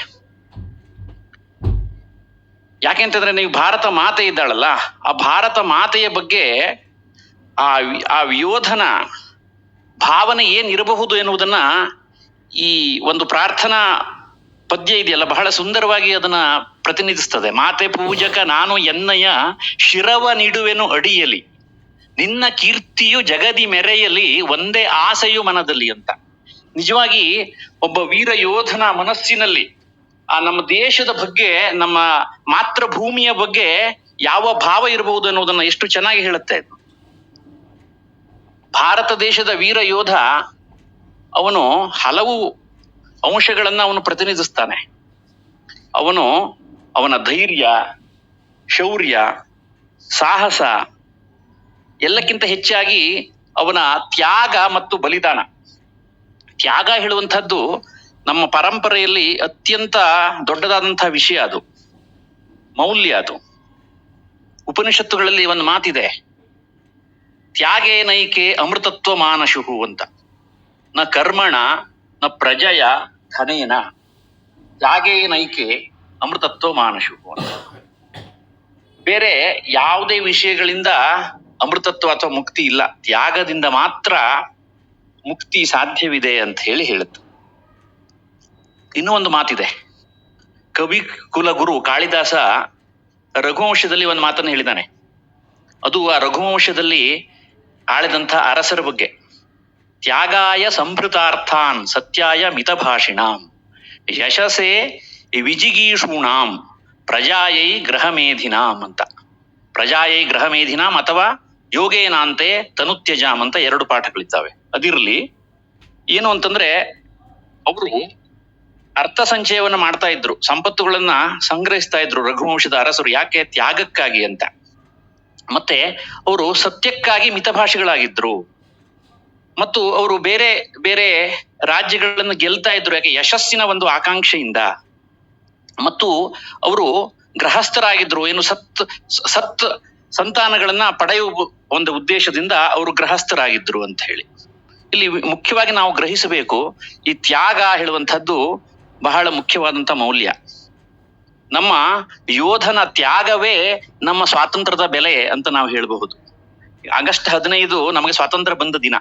ಗಣಪತಿ ಹೆಗಡೆ ಅವರು ಹೇಳಿದ್ರು, ಈ ತಿಂಗಳ ಪೂರ್ತ ಇದನ್ನ ನಾವು ಆಚರಿಸಬೇಕು, ಸ್ವಾತಂತ್ರ್ಯದ ಒಂದು ಅಭಿವ್ಯಕ್ತಿಯಾಗಿ ಅಂತ. ಹಾಗೆ ಯೋಧನ ತ್ಯಾಗವೇ ನಮ್ಮ ಸ್ವಾತಂತ್ರ್ಯದ ಬೆಲೆ ಮಾತ್ರವಲ್ಲ, ಅವನ ಧೈರ್ಯವೇ ನಮ್ಮ ರಕ್ಷಣೆಯ ಕವಚ. ಹಾಗಾಗಿ ಅವನಲ್ಲಿ ಇವೆಲ್ಲ ಗುಣಗಳು ಏನಿದಾವಲ್ಲ, ಧೈರ್ಯ, ಶೌರ್ಯ, ಸಾಹಸ, ತ್ಯಾಗ, ಬಲಿದಾನ, ಇವೆಲ್ಲ ಸಹಜವಾಗಿಯೇ ಇದೆ ಆ ವೀರ ಪುರುಷನಲ್ಲಿ. ಇನ್ನೊಂದು ಸುಭಾಷಿತ ನನಗೆ ನೆನಪು ಬರ್ತಾ ಇದೆ. ವಿಪದಿ ಧೈರ್ಯಂ ಅಥಾಭ್ಯುದಯೇ ಕ್ಷಮ ಸದಸಿ ವಾಕ್ಪಟುತ ಯುಧಿ ವಿಕ್ರಮ ಯಶಸಿ ಚಾಭಿರುಚಿ ವ್ಯಸನಂ ಶ್ರುತೌ ಪ್ರಕೃತಿ ಸಿದ್ಧಮಿದಂ ಮಹಾತ್ಮನಾಂ ಅಂತ ಹೇಳಿ. ನೋಡಿ, ಧೈರ್ಯ ಹೇಳುವಂಥದ್ದು ಅದು ವಿಪತ್ತಿನಲ್ಲಿ ಇರಲೇಬೇಕಾಗಿರುವಂತಹ ಗುಣ ಅದು. ಹಾಗೆ ಅಭ್ಯುದಯದಲ್ಲಿ ಕ್ಷಮ, ಮತ್ತೆ ಸಭೆಯಲ್ಲಿ ವಾಕ್ಪಟುತ್ವ, ಮತ್ತು ಯುದ್ಧದಲ್ಲಿ ವಿಕ್ರಮ, ಮತ್ತೆ ಯಶಸ್ಸಿ ಚಾಭಿರುಚಿ, ಯಶಸ್ಸಿಗೆ ಒಂದು ಅಭಿರುಚಿ ಇರಬೇಕಾಗ್ತದೆ. ಇವೆಲ್ಲ ಗುಣಗಳು, ಮತ್ತೆ ವ್ಯಸನ, ಶ್ರುತಿಯಲ್ಲಿ ವ್ಯಸನ ಇತ್ಯಾದಿಗಳು, ಇವೆಲ್ಲವೂ ಈ ಮಹಾತ್ಮರಿಗೆ, ವೀರ ಪುರುಷರಿಗೆ ಇವು ಸಹಜವಾಗಿಯೇ ಬರುವಂತಹ ಗುಣಗಳು ಅಂತ ಹೇಳಿ ಈ ಸುಭಾಷಿತದಲ್ಲಿ ಹೇಳಿದ್ದಾರೆ. ಇದರಲ್ಲಿ ಮುಖ್ಯವಾಗಿ ವಿಪತ್ತಿನಲ್ಲಿ ಧೈರ್ಯ ಮತ್ತು ಯುದ್ಧದಲ್ಲಿ ವಿಕ್ರಮ, ಇದು ಮತ್ತು ಯಶಸ್ಸಿನ ಅಭಿರುಚಿ, ಇದು ಬಹಳ ಮುಖ್ಯ ಅಂತ ನಾನು ಅಂದ್ಕೊಂಡಿದ್ದೇನೆ. ನೋಡಿ, ಧೈರ್ಯ ಅಥವಾ ಧೀರತ್ವ ಅದು ಬಹಳ ಮುಖ್ಯ. ಅದು ಧೀರಾಹ ಶೋಕಂ ತರಿಷ್ಯಂತಿ ಲಭಂತೆ ಸಿದ್ಧಿ ಮುತ್ತಮಾಂ ಧೀರೈಹಿ ಸಂಪ್ರಾಪ್ಯತೆ ಲಕ್ಷ್ಮೀ ಧೈರ್ಯಂ ಸರ್ವತ್ರ ಸಾಧನಂ ಅಂತ ಒಂದು ಮಾತಿದೆ. ಧೈರ್ಯಂ ಸರ್ವತ್ರ ಸಾಧನಂ, ಇದು ಒಂದು ನಮ್ಮ ಪೊಲೀಸ್ ಇಲಾಖೆಯಲ್ಲಿ ಅದರ ಮುಕಟಪ್ರಾಯವಾಗಿರುವಂತಹ ಮೀಸಲು ಪೊಲೀಸನ ಒಂದು ಘೋಷವಾಕ್ಯ ಮತ್ತು ಧ್ಯೇಯವಾಕ್ಯ ಇದು, ಧೈರ್ಯಂ ಸರ್ವತ್ರ ಸಾಧನಂ ಎಂಬುದಾಗಿ. ಹಾಗಾಗಿ ಈ ಧೈರ್ಯಕ್ಕೆ ಬಹಳ ಮಹತ್ವ. ಇದು ನಮ್ಮ ವೀರ ಯೋಧನಿಗೆ ಇದು ಸಹಜವಾಗಿಯೇ ಬಂದಿರುವಂತಹ ಗುಣ. ಈ ಸಂದರ್ಭದಲ್ಲಿ ನನಗೆ ಇನ್ನೊಂದು ಗೀತೆಯ ಶ್ಲೋಕ ನೆನಪಾಗ್ತಾ ಇದೆ. ಶೌರ್ಯಂ ತೇಜೋ ಧೃತಿರ್ದಾಕ್ಷ್ಯಂ ಯುದ್ಧೇ ಚಾಪ್ಯಪಲಾಯನಂ ದಾನಮೀಶ್ವರ ಭಾವಶ್ಚ ಕ್ಷಾತ್ರಂ ಕರ್ಮ ಸ್ವಭಾವಜಂ ಅಂತ. ನೋಡಿ, ಈ ಯೋಧನಿಗೆ ಇರಬೇಕಾದಂತಹ ಗುಣಗಳು ಏನಿದೆ ಅಂತ ಇಲ್ಲಿ ಶ್ರೀಕೃಷ್ಣ ಗೀತೆಯ ಕೊನೆಯ ಅಧ್ಯಾಯದಲ್ಲಿ ಇದನ್ನ ಪಟ್ಟಿ ಮಾಡಿ ನಮ್ಗೆ ಹೇಳಿದ್ದಾನೆ. ಶೌರ್ಯ, ತೇಜಸ್ಸು, ಧೈರ್ಯ, ದಕ್ಷತೆ, ಯುದ್ಧದಲ್ಲಿ ಓಡಿ ಹೋಗದಿರುವಂತಹದ್ದು, ದಾನ, ಈಶ್ವರ ಭಾವ, ಇವೆಲ್ಲವೂ ಆ ಯೋಧನಿಗೆ ಸಹಜವಾಗಿ ಇರಬೇಕಾದಂತಹ ಗುಣಗಳು ಅಂತ ಹೇಳಿ ಕೃಷ್ಣ ಹೇಳ್ತಾನೆ. ಹಾಗೆ ನೋಡಿದ್ರೆ ಗೀತೆಯಲ್ಲಿ ಶ್ರೀಕೃಷ್ಣ ಹೇಳಿದಂತಹ ನಿಷ್ಕಾಮ ಕರ್ಮಯೋಗ ಏನಿದೆಯೋ, ಕರ್ಮಣ್ಯೇವಾಧಿಕಾರಸ್ಥೆ ಮಾ ಫಲೇಶು ಕದಾಚನ ಮಾ ಕರ್ಮ ಫಲಹೇತುರ್ಭೂ ಮಾತೇ ಸಂಗೋಸ್ತ್ವ ಕರ್ಮಣಿ ಅಂತ ಹೇಳಿ, ಆ ಮಾತು 100ಕ್ಕೆ 100 ಯಾರಿಗಾದ್ರೂ ಅನ್ವಯ ಆಗ್ತದೆ ಅಂತಂದ್ರೆ ಅದು ನಮ್ಮ ವೀರ ಯೋಧನಿಗೆ. ಯಾಕೆಂತಂದ್ರೆ ಅವನದು ನಿಷ್ಕಾಮ ಕರ್ಮಯೋಗ. ಅದು ಅವನು ತನಗಾಗಿ ಏನೂ ಮಾಡೋದಿಲ್ಲ, ಎಲ್ಲವೂ ದೇಶಕ್ಕಾಗಿ. ದೇಶ ಸೇವೆಯೇ ಈಶ ಸೇವೆ, ಜನರ ಸೇವೆಯೇ ಜನಾರ್ದನನ ಸೇವೆ ಎನ್ನುವ ಭಾವನೆಯನ್ನು ಹೊಂದಿರುವವನು ಯೋಧ, ಸೈನಿಕ. ಅವನಿಗೆ ಇರುವಂತಹದ್ದು ಧೈರ್ಯ, ತ್ಯಾಗ, ಬಲಿದಾನ ಇತ್ಯಾದಿ ಎಲ್ಲ ಗುಣಗಳನ್ನ ನಾವು, ಆ ಅಪೇಕ್ಷಿತ ಗುಣಗಳನ್ನೆಲ್ಲವೂ ಕೂಡ ನಾವು ಇಲ್ಲಿ ನೋಡಬಹುದು. ಹಾಗೆ ಇನ್ನು ಅವನಲ್ಲಿ ಆ ಒಂದು ಕೆಚ್ಚುತನ ಏನು ಬರಬೇಕು, ದೇಶಕ್ಕಾಗಿ ಹೋರಾಡುವಂತ ಕೆಚ್ಚು ಏನು ಬರಬೇಕು, ಅದನ್ನು ಕೂಡ ನಾವು ಭಗವದ್ಗೀತೆಯಲ್ಲಿ ಅರ್ಜುನನಿಗೆ ಯಾವ ಸಂದರ್ಭದಲ್ಲಿ ಅವನು ನಾನು ಯುದ್ಧ ಮಾಡುವುದಿಲ್ಲ ಅಂತ ಹೇಳಿ ಕುಳಿತಂತಹ ಸಂದರ್ಭದಲ್ಲಿ, ಮೋಹವು ಅಡರಿರುವಂತಹ ಸಂದರ್ಭದಲ್ಲಿ ಕೃಷ್ಣ ಅವನನ್ನ ಹುರಿದುಂಬಿಸಲಿಕ್ಕೆ ಏನು ಮಾತನ್ನ ಹೇಳ್ತಾನೆಯೋ ಅದು ಕೂಡ ಬಹಳ ವಿಶೇಷವಾದದ್ದು. ಅಥೋವಾ ಪ್ರಾಪ್ಯಸಿ ಸ್ವರ್ಗಂ ಜಿತ್ವಾ ವಾ ಭೋಕ್ಷಸೆ ಮಹೀಂ ತಸ್ಮಾದುತ್ತಿಷ್ಠ ಕೌಂತೇಯ ಯುದ್ಧಾಯ ಕೃತ ನಿಶ್ಚಯ ಅಂತ. ಆದ್ದರಿಂದ ನಾವು ಅದು ಮತ್ತೆ ಈ ಮನೋದೌರ್ಬಲ್ಯ ಬಂದಾಗ ಆ ಮನೋದೌರ್ಬಲ್ಯವನ್ನ ಮೀರಿ ನಾವು ಯಾವ ರೀತಿಯಲ್ಲಿ ಯುದ್ಧ ಮಾಡಬೇಕು ಎನ್ನುವುದನ್ನ ನಾವು ಕೃಷ್ಣನ ಮಾತುಗಳಲ್ಲಿ ನಾವು ನೋಡಬಹುದಾಗಿದೆ. ಕ್ಷುದ್ರಂ ಹೃದಯ ದೌರ್ಬಲ್ಯಂ ತ್ಯಕ್ತೋತ್ತಿಷ್ಠ ಪರಂತಪ ಅಂತ. ಅಂದ್ರೆ ನಿಜವಾಗಿಯೂ ನಮ್ಮ ಸೈನಿಕರಿಗೆ, ಎಲ್ಲ ನಮ್ಮ ಪ್ರಜೆಗಳಿಗೆ ಕೂಡ ಪ್ರೇರಣಾದಾಯಿ ಆಗಿರುವಂತಹ ವಾಕ್ಯ ಇದೆ ಈ ಭಗವದ್ಗೀತೆ. ಹಾಗೇನೆ ನಾವು ನಮ್ಮ ಉಪನಿಷತ್ತುಗಳಲ್ಲೂ ಕೂಡ ನಾವು ಇತರ ಪ್ರೇರಣಾದಾಯಕ ವಾಕ್ಯಗಳನ್ನು ಎಷ್ಟೋ ನೋಡಬಹುದು. ಉತ್ತಿಷ್ಠತ ಜಾಗ್ರತ ಪ್ರಾಪ್ಯ ವರಾನ್ ನಿಬೋಧತ, ಸ್ವಾಮಿ ವಿವೇಕಾನಂದರ ಅಮರವಾಣಿ ಇದು ಕೂಡ ಬಹಳ ಪ್ರಸಿದ್ಧವಾಗಿದೆ. ಈ ರೀತಿಯಲ್ಲಿ ನಮ್ಮ ಭಾರತದ ದೇಶವನ್ನ ಕಾಯುತ್ತಿರುವ ನಮ್ಮ ಯೋಧ ಏನಿದ್ದಾನೆ ಅವನು ಇವು ಎಲ್ಲ ಗುಣಗಳನ್ನ ಹೊಂದಿದ್ದಾನೆ, ಅವನು ಅದ್ರಲ್ಲಿ ಯಾವುದೇ ಸಂಶಯ ಇಲ್ಲ. ಆಮೇಲೆ ಈ ಬಲ ಅನ್ನೋದು ಬೇಕಲ್ವಾ ಮನುಷ್ಯನಿಗೆ, ಆ ಶೂರತ್ವ ಅನ್ನುವಂಥದ್ದು, ಆ ಶೂರನ ಗುಣ ಏನಿದೆಯೋ ಅದಕ್ಕೆ ವಿಶೇಷವಾದಂತಹ ಮಹತ್ವವನ್ನ ನಮ್ಮಲ್ಲಿ ಕೊಟ್ಟಿದ್ದಾರೆ. ವಿಶೇಷವಾಗಿ ನಾವು ಮಹಾಭಾರತದವನ್ನು ತೆಗೆದುಕೊಂಡ್ರೆ, ಮಹಾಭಾರತ ಅಂದ್ರೆ ಅದು ಭಾರತ. ಅದರಿಂದ ಅದರಲ್ಲಿ ಒಂದು ಮಾತಿದೆ, ದ್ವಾವಿಮೌ ಪುರುಷವು ಲೋಕೆ ಸೂರ್ಯ ಮಂಡಲ ಭೇದಿನೌ ಪರಿವ್ರಾಟ್ ಯೋಗಯುಕ್ತಶ್ಚ ರಣೇ ಚಾಭಿಮುಖೋ ಹತಃ ಅಂತ. ಇದು ವಿದುರ ನೀತಿಯಲ್ಲಿ ಬರುತ್ತೆ. ಇಬ್ಬರು ಪುರುಷರು ಅವರು ಸೂರ್ಯ ಮಂಡಲವನ್ನ ಭೇದಿಸಿ ಅವರು ಅತ್ಯಂತ ಸದ್ಗತಿಯನ್ನ ಪಡೆಯುತ್ತಾರೆ ಅಂತ ಹೇಳಿ. ಅವ್ರು ಯಾರು ಅಂತಂದ್ರೆ ಯೋಗಯುಕ್ತನಾಗಿರುವಂತಹ ಒಬ್ಬ ಪರಿವ್ರಾಜಕ ಸನ್ಯಾಸಿ, ಇನ್ನೊಬ್ಬವನು ಯುದ್ಧದಲ್ಲಿ ವೀರಮರಣವನ್ನ ಪಡೆದಿರುವಂಥವನು. ಈ ಇಬ್ಬರು ವ್ಯಕ್ತಿಗಳು ಬಹಳ ವಿಶೇಷವಾದಂತಹ ಗತಿಯನ್ನು ಪಡೆಯುತ್ತಾರೆ ಅಂತ ಹೇಳಿ ಮಹಾಭಾರತ ಹೇಳುತ್ತೆ. ಹಾಗೆ ಇನ್ನೊಂದಿದೆ ಮಾತು, ಸುವರ್ಣ ಪುಷ್ಪಾಂ ಪೃಥಿವೀಂ ಚಿನ್ವಂತಿ ಪುರುಷತ್ರಯ ಶೂರಶ್ಚ ಕೃತ ವಿದ್ಯಶ್ಚ ಯಶ್ಚ ಜಾನಾತಿ ಸೇವಿತುಂ ಅಂತ. ಅಂದ್ರೆ ಬಂಗಾರದ ಹೂವಿನ ರೂಪದಲ್ಲಿರುವ ಈ ಭೂಮಿಯನ್ನ ಆಯ್ಕೆ ಮಾಡಿಕೊಳ್ತಾರೆ 3 ಜನಗಳು, 3 ವ್ಯಕ್ತಿಗಳು. ಯಾರು ಅಂತಂದ್ರೆ ಮೊಟ್ಟ ಮೊದಲನೇದವ್ರು ಹೇಳ್ತಾರೆ ಶೂರ ಅಂತ. ಎರಡನೇದು ಕೃತ ವಿದ್ಯಶ್ಚ ಅಂದ್ರೆ ಜ್ಞಾನವನ್ನು ಹೊಂದಿರುವಂತಹ ಒಬ್ಬ ಜ್ಞಾನಿ ಅಥವಾ ಪಂಡಿತ. ಮೂರನೇವನು ಯಶ್ಚ ಜಾನಾತಿ ಸೇವಿತು ಅಂದ್ರೆ ಸೇವೆಯಲ್ಲಿ ನಿರತನಾಗಿರುವವನು. ಸೇವೆ ಹೇಳುವಂಥದ್ದೇ ಒಂದು ವಿಶೇಷ, ಸೇವಾಹಿ ಪರಮೋ ಧರ್ಮ ಅಂತ ಹೇಳ್ತಾರಲ್ಲ ಹಾಗೆ. ನೋಡಿದ್ರೆ ಈ ಸೈನಿಕ ಅವನು ಶೂರನೂ ಹೌದು, ಅವನು ಸೇವಾ ನಿರತನೂ ಹೌದು. ಈ 2 ಗುಣಗಳನ್ನು ಅವನು ಹೊಂದಿದ್ದಾನೆ. ಆದ್ದರಿಂದ ಅವನು ಎಂಥ ಒಂದು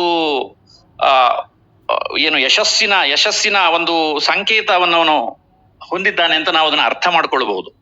ಅವನು ಜೀವಂತ ಇದ್ದಾಗಲೂ ಕೂಡ ಅವನು ಎಲ್ಲ ರೀತಿಯ ಗೌರವವನ್ನ ಪಡ್ಕೊಳ್ತಾನೆ. ಒಂದು ಪಕ್ಷ ವೀರ ಮರಣವನ್ನು ಹೊಂದಿದಲ್ಲೂ ಕೂಡ ಅವನು ಒಂದು ಶಾಶ್ವತವಾದಂತಹ ಒಂದು ಗತಿಯನ್ನ ಪಡೀತಾನೆ ಅನ್ನುವಂಥದ್ದು ಈ ಎಲ್ಲ ವಾಕ್ಯಗಳಿಂದ ನಮಗೆ ಗೊತ್ತಾಗುತ್ತದೆ. ಹಾಗೆ ನೋಡಿದ್ರೆ ಜಗತ್ತಿನ ಇತಿಹಾಸವನ್ನು ನಾವು ತೆಗೆದುಕೊಂಡ್ರೆ ಭಾರತದಷ್ಟು ಆಕ್ರಮಣಗಳನ್ನ ದಾಳಿಗಳನ್ನ ಎದುರಿಸಿದಂತ ಬೇರೆ ಯಾವುದೇ ರಾಷ್ಟ್ರವಿಲ್ಲ. ಆದ್ರೆ ಇವನ್ನೆಲ್ಲ ಸಹಿಸಿಕೊಂಡು ಇಷ್ಟು ದೀರ್ಘಕಾಲ ಉಳಿದಿರುವ ಬೇರೆ ದೇಶವೂ ಯಾವುದೂ ಇಲ್ಲ. ಬರೀ ದೇಶ ಅಂತ ನಾನು ಹೇಳ್ತಾ ಇಲ್ಲ, ಇಲ್ಲಿ ಸಂಸ್ಕೃತಿ ಇರಬಹುದು, ನಮ್ಮ ನಾಗರಿಕತೆ ಇರಬಹುದು. ನಾವು ಪ್ರಪಂಚದ ಬೇರೆ ಬೇರೆ ನಾಗರಿಕತೆಗಳನ್ನು ತೆಗೆದುಕೊಳ್ಳೋಣ. ಗ್ರೀಕೋ ರೋಮನ್ ಇರಬಹುದು, ಬ್ಯಾಬಿಲೋನಿಯನ್ ನಾಗರಿಕತೆ ಇರಬಹುದು, ಈಜಿಪ್ಟ್ ಇರಬಹುದು, ಮಾಯಾ ಇಂಕಾ ನಾಗರಿಕತೆ ಇರಬಹುದು. ಈ ಎಲ್ಲಾ ನಾಗರಿಕತೆಗಳು ಇವತ್ತು ನಶಿಸಿ ಹೋಗಿದೆ. ಈ ನಮ್ಮ ಭಾರತದ ನಾಗರಿಕತೆ ಸಂಸ್ಕೃತಿ ಮಾತ್ರ ಉಳ್ಕೊಂಡಿದೆ ಅಂತಂದ್ರೆ ಇದು ಒಂದು ರೀತಿಯ ವಿಚಿತ್ರ, ಅದ್ಭುತ. ಇದಕ್ಕೆ ನಾವು ಭಾರತದ ಒಂದು ಅಂತಃಶಕ್ತಿ ಅಂತ ನಾವು ಇದನ್ನ ಕರಿಬಹುದು. ಅಂತಃಶಕ್ತಿ ಇದು. ಅಲ್ಲದೆ ನಮ್ಮ ಭಾರತದ ಈ ಮಣ್ಣಿನ ಗುಣ ಅದು. ಈ ಮಣ್ಣಿನಲ್ಲಿ ಹುಟ್ಟಿದ ವೀರ ಯೋಧರ ಒಂದು ಕೆಚ್ಚದೆ, ಅವರ ಒಂದು ಸಂಕಲ್ಪ ಶಕ್ತಿ, ಇಚ್ಛಾಶಕ್ತಿ, ಕ್ರಿಯಾಶಕ್ತಿ, ಅದುವೇ ಕಾರಣ ಅಂತ ನಾವು ಹೇಳಬಹುದು. ಹಾಗಾಗಿ ಈ ನಮ್ಮ ದೇಶದ ಇತಿಹಾಸವನ್ನ ನಾವು ಅವಲೋಕನ ಮಾಡಬೇಕು. ಯಾವುದೇ ಒಂದು ಇತಿಹಾಸವನ್ನ ನಾವು ನೋಡದೆ ನಾವು ನಮ್ಮ ಏನು ವರ್ತಮಾನವನ್ನು ತಿಳಿದುಕೊಳ್ಳಿಕ್ಕೆ ಸಾಧ್ಯವಿಲ್ಲ ಮತ್ತು ಭವಿಷ್ಯವನ್ನು ಕೂಡ ಯೋಜಿಸಲಿಕ್ಕೆ ಸಾಧ್ಯವಿಲ್ಲ. ವಿಶೇಷವಾಗಿ ಒಂದು ಮಾತಿದೆ, ಹುತಾತ್ಮರನ್ನ ನಾವು ಸ್ಮರಿಸದೇ ಇದ್ರೆ ಆ ದೇಶಕ್ಕೆ ಭವಿಷ್ಯವೇ ಇಲ್ಲ ಅಂತ ಹೇಳಿ. ತಮ್ಮ ಕೇವಲ ತ್ಯಾಗದಿಂದ ಮಾತ್ರವಲ್ಲ, ಅತ್ಯಂತ ಉಚ್ಚವಾದಂತಹ ತ್ಯಾಗ ಅಂತಂದ್ರೆ ಪ್ರಾಣಾರ್ಪಣೆ, ಬಲಿದಾನ. ಅದನ್ನು ಮಾಡಿದಂತಹ ಸಹಸ್ರ ಸಂಖ್ಯೆಯ ಯೋಧರು ನಮ್ಮ ದೇಶದಲ್ಲಿದ್ದಾರೆ. ನಾವು ಅವರನ್ನ ಸ್ಮರಿಸದೆ ಹೋದ್ರೆ ನಾವು ನಿಜವಾಗಿ ಕೃತಜ್ಞರಾಗ್ತೇವೆ. ಅವ್ರ ಬಗ್ಗೆ ನಾವು ಕೃತಜ್ಞತೆಯನ್ನು ಹೊಂದಿದ್ರೆ ನಾವು ಅದಕ್ಕಿಂತ ದೊಡ್ಡ ಪಾಪ ಇನ್ನೊಂದಿಲ್ಲ. ಒಂದು ಮಾತಿದೆ, ಕೃತಜ್ಞನೇ ನಾಸ್ತಿ ನಿಷ್ಕೃತಿ ಅಂತ. ಕೃತಜ್ಞತೆಯಂಥ ಪಾಪಕ್ಕೆ ಪ್ರಾಯಶ್ಚಿತ್ತವೇ ಇಲ್ಲ ಅಂತ ಹೇಳ್ತಾರೆ. ಆದ್ರಿಂದ ಅವ್ರ ಬಗ್ಗೆ ನಾವು ಯಾವಾಗಲೂ ಕೂಡ ಸದೈವ ನಾವು ಅವ್ರ ಬಗ್ಗೆ ಒಂದು ಗೌರವ ಭಾವನೆಯನ್ನ, ಪ್ರೀತಿಯನ್ನ ನಾವು ಹೊಂದಲೇಬೇಕು. ಈ ನಿಟ್ಟಿನಲ್ಲಿ ಈ ಒಂದು ಯೋಧ ನಮನ ಏನಿದೆಯಲ್ಲ, ಒಂದು ನುಡಿ ನಮನ ಇದು. ಸಾಕ್ಷಾತ್ ಯೋಧರ ಅವರ ಯುದ್ಧ ಭೂಮಿಯಲ್ಲಿ ಅವರ ಅನುಭವಗಳಿರಬಹುದು ಮತ್ತು ಅವರ ಬೇರೆ ಬೇರೆ ವೃತ್ತಿ ಜೀವನದ ಅನುಭವಗಳಿರಬಹುದು, ಅವರ ಅನಿಸಿಕೆಗಳಿರಬಹುದು. ಅದಕ್ಕಿಂತ ಮುಖ್ಯವಾಗಿ ನಾವು ಅವರಿಗೆ ಒಂದು ಗೌರವವನ್ನು ಕೊಡಬೇಕು. ಅವರ ಒಂದು ಸಂಸ್ಮರಣೆ, ಅವ್ರ ಬಗ್ಗೆ ನಮಗೆ ಇರುವಂತಹ ಒಂದು ಕೃತಜ್ಞತೆಯನ್ನ ನಾವು ವ್ಯಕ್ತಪಡಿಸುವುದು. ಮತ್ತು ಈ ಅವರ ಸೇವೆ ಏನಿದೆಯಲ್ಲ, ಇದು ಎಲ್ಲಾ ಸೇವೆಗಳಿಗಿಂತನೂ ಅತ್ಯುಚ್ಚತರವಾದಂತ ಸೇವೆ ಅನ್ನೋದ್ರಲ್ಲಿ ಯಾವುದೇ ಸಂಶಯವಿಲ್ಲ. ಅದನ್ನ ನಾವು ಒತ್ತಿ ಹೇಳಬೇಕಾಗತ್ತೆ. ಹಾಗೆಯೇ ಈ ಸೇವೆಯಲ್ಲಿ ಇರುವಂತಹ ಸಕಲರಿಗೂ ಕೂಡ ಅವರ ಮನೋಬಲವನ್ನ ವೃದ್ಧಿಸುವಂತಹ ಕೆಲಸವನ್ನು ನಾವು ಮಾಡಬೇಕು. ಇವೆಲ್ಲಾ ಕಾರಣಗಳಿಂದ ಈ ಒಂದು ಕಾರ್ಯಕ್ರಮ ತುಂಬಾ ಅರ್ಥಪೂರ್ಣವಾಗಿದೆ ಅಂತ ನಾನು ಅಂದ್ಕೊಂಡಿದ್ದೇನೆ. ನೋಡಿ, ಈಗ ನಾನು ನಮ್ಮ ದೇಶದ ಬಗ್ಗೆ ನಾವು ಹೇಳಿದ್ವಿ. ಇಲ್ಲಿ ಒಂದು ನಮ್ಮ ದೇಶಕ್ಕೆ ಬಲ ಇರಬೇಕು. ನಮ್ಮ ದೇಶ ಎಷ್ಟೇ ನಾವು ಸಾಂಸ್ಕೃತಿಕವಾಗಿ ಅಥವಾ ಬೇರೆ ಆರ್ಥಿಕ ದೃಷ್ಟಿಯಿಂದ ಎಷ್ಟೇ ನಾವು ಬಲವನ್ನು ಹೊಂದಿದ್ರು ಕೂಡ ನಮ್ಮ ರಕ್ಷಣೆ ಎಲ್ಲಿವರೆಗೆ ಅದ್ರ ಬಗ್ಗೆ ನಾವು ಆದ್ಯತೆಯನ್ನು ಕೊಡೋದಿಲ್ವೋ, ನಾವು ಎಂದಿಗೂ ಕೂಡ ನಾವು ಜಗತ್ತಿನ ಭೂಪಟದಲ್ಲಿ ನಾವು ಶಾಶ್ವತವಾಗಿ ನಿಲ್ಲಕ್ಕೆ ಸಾಧ್ಯವಿಲ್ಲ. ನಮಗೆ ಎರಡು ವಿಷಯಗಳು ಬೇಕು ಅಲ್ಲಿ. ಒಂದು ಬಲ, ಇನ್ನೊಂದು ಜ್ಞಾನ ಮತ್ತು ಬಲ ಎರಡೂ ಬೇಕು. ಇದನ್ನೇ ಮತ್ತೆ ನನಗೆ ಮಹಾಭಾರತದ ಒಂದು ಶ್ಲೋಕ ನೆನಪು ಬರ್ತಾ ಇದೆ. ಅಗ್ರತಃ ಚತುರೋ ವೇದಾಹ ಪೃಷ್ಠತಃ ಸಶರಂ ಧನುಹು ಇದಂ ಬ್ರಾಹ್ಮಂ ಇದಂ ಕ್ಷಾತ್ರಂ ಶಾಪಾದಪಿ ಶರಾದಪಿ ಅಂತ. ಅಂದ್ರೆ ವೇದಗಳು ಜ್ಞಾನವನ್ನ ಪ್ರತಿನಿಧಿಸುತ್ತವೆ. ಮುಂದ್ಗಡೆ ವೇದ, ಹಿಂದ್ಗಡೆ ಬಾಣಗಳೊಂದಿಗೆ ಧನುಸ್ಸು. ಇದಂ ಬ್ರಾಹ್ಮಂ ಇದು ಬ್ರಹ್ಮ ಕ್ಷಾತ್ರ ಎರಡೂ ಇರಬೇಕು. ಶಾಪಾದಪಿ ಶರಾದಪಿ, ಶಾಪದಿಂದಲೂ ಮತ್ತು ಬಾಣಗಳಿಂದಲೂ ಎರಡರಿಂದಲೂ ಕೂಡ ಶತ್ರುವನ್ನ ನಿಗ್ರಹಿಸುವಂತಹ ಸಾಮರ್ಥ್ಯವನ್ನ ನಾವು ಹೊಂದಿರಬೇಕು. ಅದರಿಂದ ಜ್ಞಾನ ಮತ್ತು ಬಲ ಈ ಎರಡೂ ಕೂಡ ನಮಗೆ ಅಪೇಕ್ಷಣೀಯವಾದಂತಹ ವಸ್ತುಗಳು. ಇದು ಬಹುಶಃ ನಮ್ಮ ಬೇರೆ ಆ ಒಂದು ಪಾತ್ರವನ್ನ ಅದನ್ನ ಹೇಳಲಿಕ್ಕೆ ಹೇಳಿರಬಹುದು. ಆದ್ರೆ ಇದನ್ನ ನಾವು ಪ್ರತಿಯೊಬ್ಬರು ಕೂಡ ಇದನ್ನು ಅನ್ವಯಿಸಿಕೊಂಡು ನೋಡಿದಾಗ ಎಷ್ಟರ ಮಟ್ಟಿಗೆ ಇದು ವಾಸ್ತವಿಕ ಅಂತ ನಮಗೆ ಅನ್ನಿಸ್ತದೆ.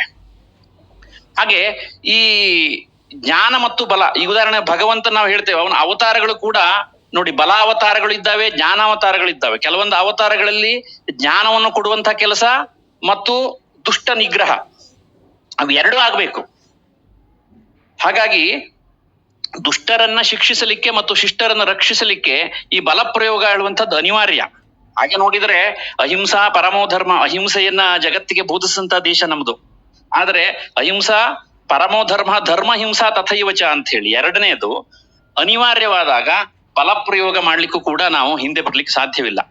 ಅದೇ ಮಹಾಭಾರತದ ಸಂದೇಶ, ಭಗವದ್ಗೀತೆಯ ಸಂದೇಶ ಮತ್ತು ನಮ್ಮ ಸಂಸ್ಕೃತಿಯ ಸಾರ ಅಂತ ಹೇಳಿದ್ರು ತಪ್ಪಾಗ್ಲಿಕ್ಕಿಲ್ಲ.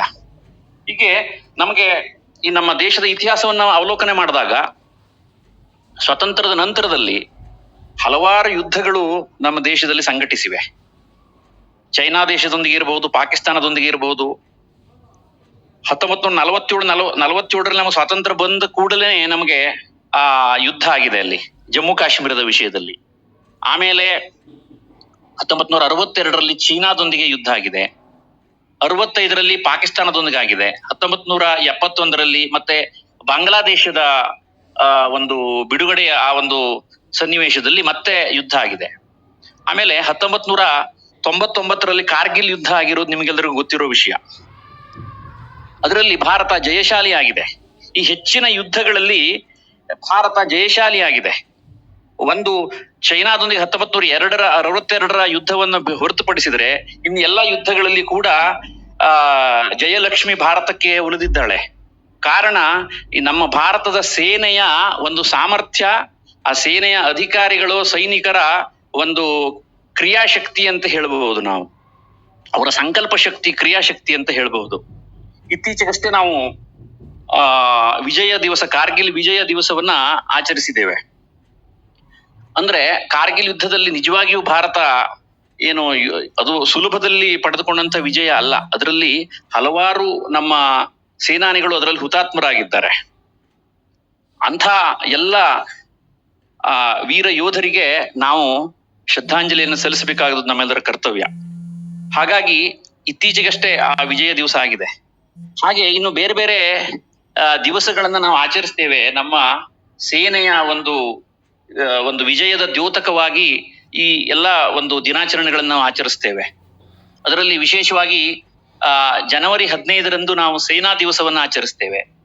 ಹಾಗೆ ಜುಲೈ 26 ಕಾರ್ಗಿಲ್ ವಿಜಯ ದಿವಸ, ಡಿಸೆಂಬರ್ 7 ಸಶಸ್ತ್ರ ಬಲಗಳ ಧ್ವಜ ದಿನಾಚರಣೆಯನ್ನು ಆಚರಿಸ್ತೇವೆ. ಆಮೇಲೆ ಡಿಸೆಂಬರ್ 16 ಕೂಡ ವಿಜಯ ದಿವಸ ಆಚರಿಸ್ತೇವೆ. ಮತ್ತೆ ಅಕ್ಟೋಬರ್ 27 ನಾವು ಭೂಸೇನಾ ದಿವಸವನ್ನ ಆಚರಿಸ್ತೇವೆ. ಹಾಗೆ ಹಲವಾರು ದಿನಗಳನ್ನ ನಾವು ಅದಕ್ಕಾಗಿ ಮೀಸಲಿಟ್ಟುಕೊಂಡು ನಮ್ಮ ಸೇನೆಯ ಒಂದು ಯಶೋಗಾಥೆಯನ್ನ, ನಮ್ಮ ಸೈನಿಕರ ಕೀರ್ತಿ ಪತಾಕೆಯನ್ನ ಹಾರಿಸಲಿಕ್ಕೆ, ಅವರಿಗೆ ಒಂದು ನುಡಿ ನಮನವನ್ನ ಸಲ್ಲಿಸಲಿಕ್ಕೆ ನಾವು ಆಯ್ಕೆ ಮಾಡಿಕೊಡ್ತೇವೆ. ಈಗ ನಾವು ಸೇನೆ ಅಂತ ಹೇಳಿದಾಗ ನಮಗೆ ಸಾಮಾನ್ಯವಾಗಿ ನಮಗೆ ಭೂಸೇನೆ ಮತ್ತೆ ನೌಕಾದಳ, ವಾಯುದಳ ಇವೆಲ್ಲ ಇದ್ದಾವೆ. ಆದ್ರೆ ಈ ಸೇನೆಯ ಸೈನಿಕರ ಬೆಂಬಲವಾಗಿ ನಮ್ಮ ಬೇರೆ ಮತ್ತೆ ಸಶಸ್ತ್ರ ಬಲಗಳು ಇದ್ದಾವೆ. ಅವುಗಳನ್ನು ನಾವು ಕೇಂದ್ರೀಯ ಅರೆ ಮಿಲಿಟರಿ ಪೊಲೀಸ್ ಕರೀತೇವೆ. ಅದರಲ್ಲಿ ಮುಖ್ಯವಾಗಿ ನಮ್ಮ ಗಡಿ ಭದ್ರತಾ ಪಡೆ ಇದೆ. ಆ ಗಡಿ ಭದ್ರತಾ ಪಡೆಯವರು ಮತ್ತು ದೇಶದ ಆಂತರಿಕ ಸುರಕ್ಷತೆಯನ್ನ ಕಾಪಾಡಿಕೊಳ್ಳಿಕ್ಕೆ ಬೇರೆ ಬೇರೆ ಬಲಗಳಿದ್ದಾವೆ. ಅದರಲ್ಲಿ ಮುಖ್ಯವಾಗಿ ಕೇಂದ್ರೀಯ ಸಶಸ್ತ್ರ ಪೊಲೀಸ್ ಬಲ ಇದೆ, ಸೆಂಟ್ರಲ್ ರಿಸರ್ವ್ ಪೊಲೀಸ್ ಫೋರ್ಸ್ ಅಂತ ಇದೆ. ಆಮೇಲೆ ಔದ್ಯೋಗಿಕ ಸೆಂಟ್ರಲ್ ಇಂಡಸ್ಟ್ರಿಯಲ್ ಸೆಕ್ಯೂರಿಟಿ ಫೋರ್ಸ್ ಅಂತ ಇದೆ. ಆಮೇಲೆ ಭಾರತ ಟಿಬೇಟ್ ಗಡಿ ಭದ್ರತಾ ಪಡೆ ITBP ಅಂತ ಒಂದು ಸಂಸ್ಥೆ ಇದೆ. ಹೀಗೆ 10 ಹಲವು ಏನು ನಮ್ಮ ಸಶಸ್ತ್ರ ಬಲಗಳಿದ್ದಾವೆ. ಅವು ಸೇನೆಯೊಂದಿಗೆ ಅವುಗಳೊಂದಿಗೆ ಸಮನ್ವಯವನ್ನು ಸಾಧಿಸಿಕೊಂಡು ಅವಳಿಗೆ ಸಹಕಾರವನ್ನ ಕೊಡ್ತಾ ಅವರು ಕೂಡ ಈ ಒಂದು ದೇಶದ ಒಂದು ಸುರಕ್ಷತೆಯಲ್ಲಿ ಅವರು ಪಾಲ್ಗೊಳ್ತಾ ಇದ್ದಾರೆ. ವಿಶೇಷವಾಗಿ ನಮ್ಮ ಆರಕ್ಷಕರು ಕೂಡ ಸೇನೆಯ ಯೋಧರೊಂದಿಗೆ ಅವರು ಹೆಗಲಿಗೆ ಹೆಗಲು ಕೊಟ್ಟು ನಮ್ಮ ದೇಶದ ರಕ್ಷಣೆಯಲ್ಲಿ ತೊಡಗಿಕೊಂಡಿದ್ದಾರೆ ಅಂತ ಹೇಳ್ಬಹುದು.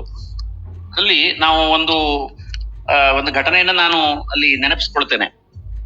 ಅಕ್ಟೋಬರ್ 21 1959 ಅಲ್ಲಿ ಏನಾಯ್ತು ಅಂತಂದ್ರೆ, ಅವರು ನಮ್ಮ 10 ಸಿಬ್ಬಂದಿಯವರು, ಕೇಂದ್ರೀಯ ಮೀಸಲು ಪೊಲೀಸ್ ಬಲದ ಸಿಬ್ಬಂದಿಯವರು, ಅವರು ಲಡಾಖ್ನ ಹಾಟ್ ಸ್ಪ್ರಿಂಗ್ ನಲ್ಲಿ ಅವರು ಗಸ್ತು ಕರ್ತವ್ಯವನ್ನ ನಿರ್ವಹಿಸ್ತಾ ಇದ್ರು.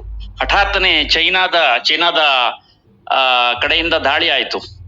ಅವರು ಕೆಚ್ಚೆದೆಯಿಂದ ಹೋರಾಟ ಮಾಡಿದ್ರು.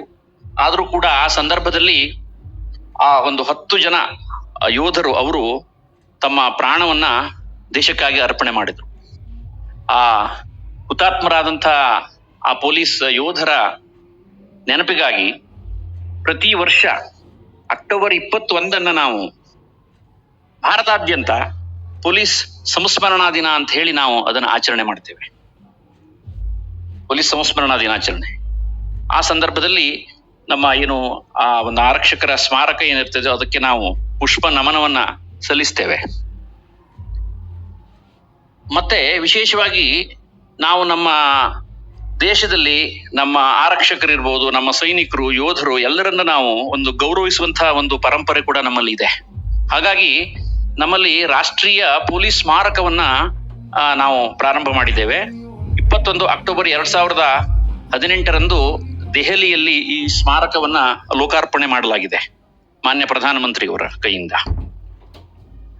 ಒಟ್ಟಾರೆಯಾಗಿ ನಾವು ಈ ಯೋಧರು, ನಮ್ಮ ಸಶಸ್ತ್ರ ಬಲಗಳ ಯೋಧರು ಮತ್ತು ಆರಕ್ಷಕರು ಎಲ್ಲರೂ ಕೂಡ ಸಹಸ್ರ ಸಂಖ್ಯೆಯಲ್ಲಿ ನಮ್ಮ ದೇಶಕ್ಕೆ ಅವರು ತ್ಯಾಗ ಬಲಿದಾನ ಮಾಡಿದ್ದಾರೆ ಅಂತ ಹೇಳ್ಬೋದು ನಾವು.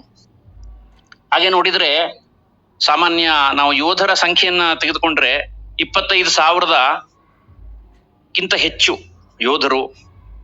ಇನ್ನು ನಾವು ನಮ್ಮ ಆರಕ್ಷಕರನ್ನು ತೆಗೆದುಕೊಂಡ್ರೆ 34,844 ಹುತಾತ್ಮರಿದ್ದಾರೆ. ಪ್ರತಿ ವರ್ಷ ಕೂಡ ನಾವು ಈ ಒಂದು ಸಂಸ್ಮರಣಾ ದಿನಾಚರಣೆಯನ್ನ ಆಚರಿಸಿ ಅವರೆಲ್ಲರ ಹೆಸರುಗಳನ್ನ ತೆಗೆದುಕೊಂಡು ಅವರಿಗೆ ಅವರ ಆತ್ಮಕ್ಕೆ ಚಿರ ಶಾಂತಿ ಸಿಗಲಿ ಅಂತ ಹೇಳಿ ನಾವು ಅವರಿಗೆ ಒಂದು ಶ್ರದ್ಧಾಂಜಲಿಯನ್ನ ಅರ್ಪಿಸುವಂತಹ ಒಂದು ಸಂಪ್ರದಾಯ ಅದನ್ನು ಕಾದ್ಕೊಂಡು ಬರ್ತಾ ಇದ್ದೇವೆ. ಹಾಗೆ ನೋಡಿದರೆ ಈ ನಮ್ಮ ಯೋಧರ ಯಶೋಗಾಥೆ ಇದೆಯಲ್ಲ, ಅದು ಎಂದಿಗೂ ಅದು ಮುಗಿಯೋದಿಲ್ಲ. ಯಾಕೆಂತಂದ್ರೆ ಯುದ್ಧ ಎನ್ನುವುದು ಎಲ್ಲಿವರೆಗೆ ನಡೀತಾ ಇರ್ತದೆಯೋ ಈ ನಮ್ಮ ಸೈನಿಕರ ಒಂದು ಸಾಹಸದ ಕಥೆ ಕೂಡ ಅದು ಮುಂದುವರಿತದೆ. ಒಂದೊಂದು ಯುದ್ಧದಲ್ಲಿ ಕೂಡ ಎಷ್ಟು ಅವರು ಹೋರಾಟದ ಒಂದು ಕೆಚ್ಚನ್ನ ತೋರಿಸಿದ್ದಾರೆ ಎನ್ನುವಂಥದ್ದು, ಆ ನಮ್ಮ ದೇಶದ ಬಗ್ಗೆ ಅವ್ರಿಗೆ ಇರುವಂತಹ ಒಂದು ಆ ಪ್ರೀತಿ ಏನು, ಅದನ್ನ ನಿಜವಾಗಿಯೂ ಕೂಡ ನಾವು ಅದನ್ನ ಶಬ್ದಗಳಲ್ಲಿ ನಾವು ಹೇಳಲಿಕ್ಕೆ ಸಾಧ್ಯವಿಲ್ಲ.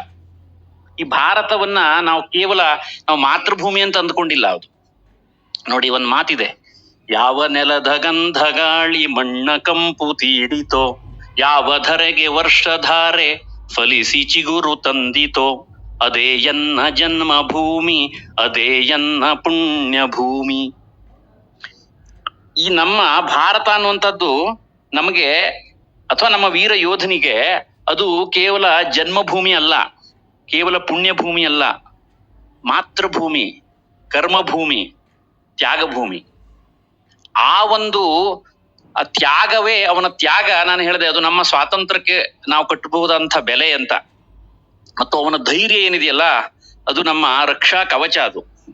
ಹಾಗಾಗಿ ನಾವು ಎಷ್ಟೇ ನಾವು ಈ ವಿಷಯದಲ್ಲಿ ಹೇಳಿದ್ರು ಕೂಡ ಅವನು ನಿಜವಾಗಿ ಅವನ ಒಂದು ಏನು ಧೈರ್ಯ, ಶೌರ್ಯ, ಸಾಹಸ, ತ್ಯಾಗಕ್ಕೆ ನಾವು ಅದನ್ನ ಬೆಲೆ ಕಟ್ಟಲಿಕ್ಕೆ ಸಾಧ್ಯವಿಲ್ಲ. ಮತ್ತೆ ಅವನು ನಮ್ಮ ದೇಶವನ್ನು ರಕ್ಷಿಸ್ತಾನೆ ಅಂತ ಮಾತ್ರ ನಾವು ಅವನನ್ನ ಒಂದು ವ್ಯಕ್ತಿ ಅಂತ ನಾವು ನೋಡಬಾರದು. ಒಬ್ಬ ಸೈನಿಕನೇ ನಮ್ಮ ದೇಶದ ಶಕ್ತಿ.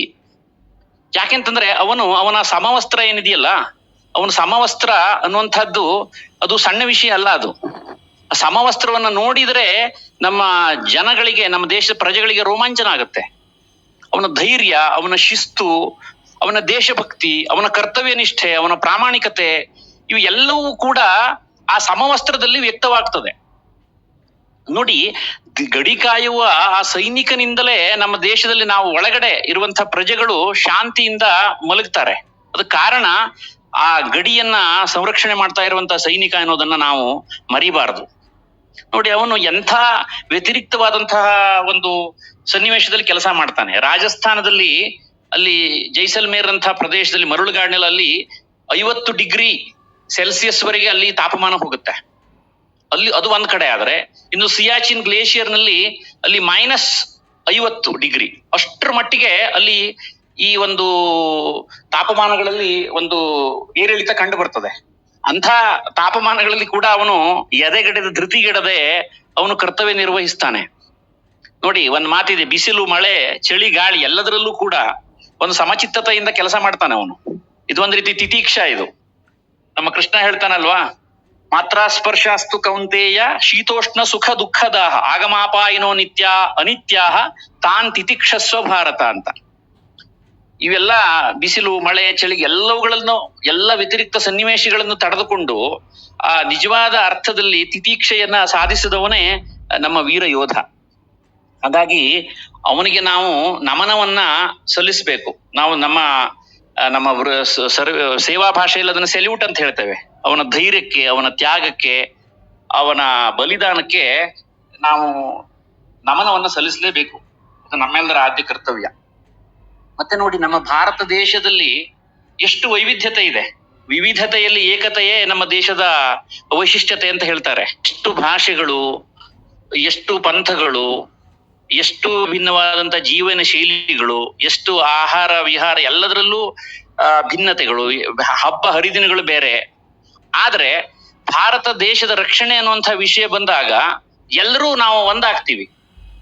ಎಲ್ಲರೂ ಹೆಗಲಿಗೆ ಹೆಗಲು ಕೊಟ್ಟು ನಾವು ಭಾರತೀಯ ಹೇಳುವಂತ ಒಂದೇ ಒಂದು ಅಂಶ ನಮ್ಮನ್ನೆಲ್ಲ ಸೇರಿಸ್ತದೆ. ಹಾಗಾಗಿ ಅಲ್ಲಿ ಸೈನಿಕ ಅಂತ ನಾವು ತೆಗೆದುಕೊಂಡ್ರೆ ಅವನ ಸಮವಸ್ತ್ರವೇ ಅವನ ಧರ್ಮ. ಅವನಿಗೆ ಬೇರೆ ಯಾವುದೇ ಧರ್ಮ, ಜಾತಿ, ಮತ್ತೊಂದು ಯಾವುದೇ ಅವೆಲ್ಲವೂ ಇದೆ. ಅವೆಲ್ಲ ಇದ್ರೂ ಕೂಡ ಅವು ಎಲ್ಲವೂ ಅಲ್ಲಿ ಗೌಣವಾಗುತ್ತೆ. ಅವನಿಗೆ ನಮ್ಮ ರಾಷ್ಟ್ರ ಧ್ವಜ, ನಮ್ಮ ರಾಷ್ಟ್ರೀಯ ಸಂಕೇತ ಅದು ಮುಖ್ಯ ಆಗತ್ತೆ, ಸಂವಿಧಾನ ಮುಖ್ಯ ಆಗತ್ತೆ. ಹಾಗಾಗಿ ಆ ಸೈನಿಕನ ಜೀವನ ಏನಿದೆಯಲ್ಲ, ಅಷ್ಟು ಸುಲಭದ ಜೀವನ ಅಲ್ಲ ಅದು. ಅದಕ್ಕೆ ತುಂಬಾ ತ್ಯಾಗ ಮತ್ತು ಬಲಿದಾನದ ಒಂದು ಅವಶ್ಯಕತೆ ಇದೆ. ಆ ತ್ಯಾಗ ವಿಶೇಷವಾಗಿ ಬರೀ ಆ ಸೈನಿಕ ಮಾತ್ರ ಅಲ್ಲ, ಅವನ ಕುಟುಂಬ ವರ್ಗದವರು ಕೂಡ ತುಂಬಾ ತ್ಯಾಗ ಮಾಡ್ಬೇಕಾಗತ್ತೆ. ನೋಡಿ, ಒಬ್ಬ ತಾಯಿ ತನ್ನ ಮಗನಿಗಾಗಿ ಹಂಬಲಿಸ್ತಾಳಂತೆ, ಒಬ್ಬ ತಂದೆ ತನ್ನ ಮಗನಿಗಾಗಿ ಕಾಯ್ತಾನೆ, ಮಗಳಿಗಾಗಿ ಕಾಯ್ತಾನೆ. ಈಗ ಸ್ತ್ರೀಯರು ಕೂಡ ನಮ್ಮ ಸೇನಾ ಬಲದಲ್ಲಿ ಅವರು ಸೇರ್ಕೊಂಡಿದ್ದಾರೆ ಮತ್ತು ಜವಾಬ್ದಾರಿಯುತ ಹುದ್ದೆಗಳನ್ನೆಲ್ಲ ನಿಭಾಯಿಸ್ತಾ ಇದ್ದಾರೆ. ಮತ್ತೆ ಒಬ್ಬ ಪತ್ನಿ, ಸಂಗಾತಿ ತನ್ನ ಪತಿಗಾಗಿ ಅವಳು ಕಾಯ್ತಾ ಇರ್ತಾಳೆ. ಹಾಗೆ ಮಕ್ಕಳು ಕೂಡ ಅವರು ತಮ್ಮ ತಂದೆಗಾಗಿ ಕಾಯ್ತಾ ಇರ್ತಾರೆ. ನೋಡಿ, ಅದು ಒಂದು 1997ರಲ್ಲಿ ಬಂದಂತ ಚಲನಚಿತ್ರ ಬಾರ್ಡರ್ ಅನ್ನುವಂಥದ್ದು. ಅದರಲ್ಲಿ ಆ ಒಂದು ಹಾಡು ನಮಗೆ ಬಹಳ ಅದು ಮನಸ್ಸಿಗೆ ತಟ್ಟುತ್ತದೆ. ಅದು ಸಂದೇಶೆ ಆತೆ ಹೈ ಹಮೇ ತಡಪಾತೆ ಹೈ तो चिट्ठी आती है तो पूछ जाती है के घर कब आओगे, के घर कब आओगे, तुम बिन ये घर ಸೂನಾ ಸೂನಾ ಹೇ. ಅಂದ್ರೆ ನೀನಿಲ್ಲದೆ ಈ ಮನೆ ಏನಾಗಿದೆ, ಒಂದು ರೀತಿಯ ಬೇಸರ. ನೋಡಿ, ಒಬ್ಬ ಮನೋಜ್ ಮುಂತಶಿರ ಅನ್ನುವಂತ ಒಬ್ರು ಕವಿ ಅವರು ಹೇಳ್ತಾರೆ, ಒಬ್ಬಳು ಹೆಂಡತಿ, ಒಬ್ಳು ಯೋಧನ ಪತ್ನಿ, ಅವಳ ಒಂದು ಅನಿಸಿಕೆಯನ್ನ ಅವರು ಹೇಳ್ತಾರೆ. ಏನು ಅಂತಂದ್ರೆ, ಓ ನನ್ನ ಪ್ರಿಯತಮ, ಓ ನನ್ನ ಸಂಗಾತಿ, ಓ ನನ್ನ ಪ್ರಿಯತಮ, ಓ ನನ್ನ ಸಂಗಾತಿ, ನೀನಿಲ್ಲದೆ ನಾನು ಬದುಕುವುದು ಕಷ್ಟವಾಗಿದೆ, ನೀನಿಲ್ಲದೆ ನಾನು ಬದುಕುವುದು ಕಷ್ಟವಾಗಿದೆ. ನೀನು ವೀರ ಯೋಧ, ಶತ್ರುಗಳೊಂದಿಗೆ ಹೋರಾಟ, ನಾನು ಏಕಾಂಗಿತನದೊಂದಿಗೆ ಹೇಗೆ ಹೋರಾಡಲಿ? ನೀನಾದರೂ ಯೋಧ, ಶತ್ರುಗಳೊಂದಿಗೆ ಹೋರಾಡುವೆ, ನಾನು ಏಕಾಂಗಿತನದೊಂದಿಗೆ ಹೇಗೆ ಹೋರಾಡಲಿ? ಮನೆಯಲ್ಲಿ ಎಲ್ಲಿ ನೋಡಿದರಲ್ಲಿ ನೀನೇ ಕಾಣುತ್ತೀಯ, ಮನೆಯಲ್ಲಿ ಎಲ್ಲಿ ನೋಡಿದರಲ್ಲಿ ನೀನೇ ಕಾಣುತ್ತೀಯ, ನಿನ್ನ ನೆನಪಿನ ನೆರಳಿನೊಂದಿಗೆ ನಾನು ಹೇಗೆ ಹೋರಾಡಲಿ? ನಿನ್ನ ನೆನಪಿನ ನೆರಳಿನೊಂದಿಗೆ ನಾನು ಹೇಗೆ ಹೋರಾಡಲಿ? ನಿನ್ನೊಂದಿಗಿನ ನನ್ನ ಭಾವಚಿತ್ರ ಹಳೆಯದಾಗಿದೆ, ಹೊಸ ಭಾವಚಿತ್ರವನ್ನು ಎಂದು ತೆಗೆಸಿಕೊಳ್ಳೋಣ.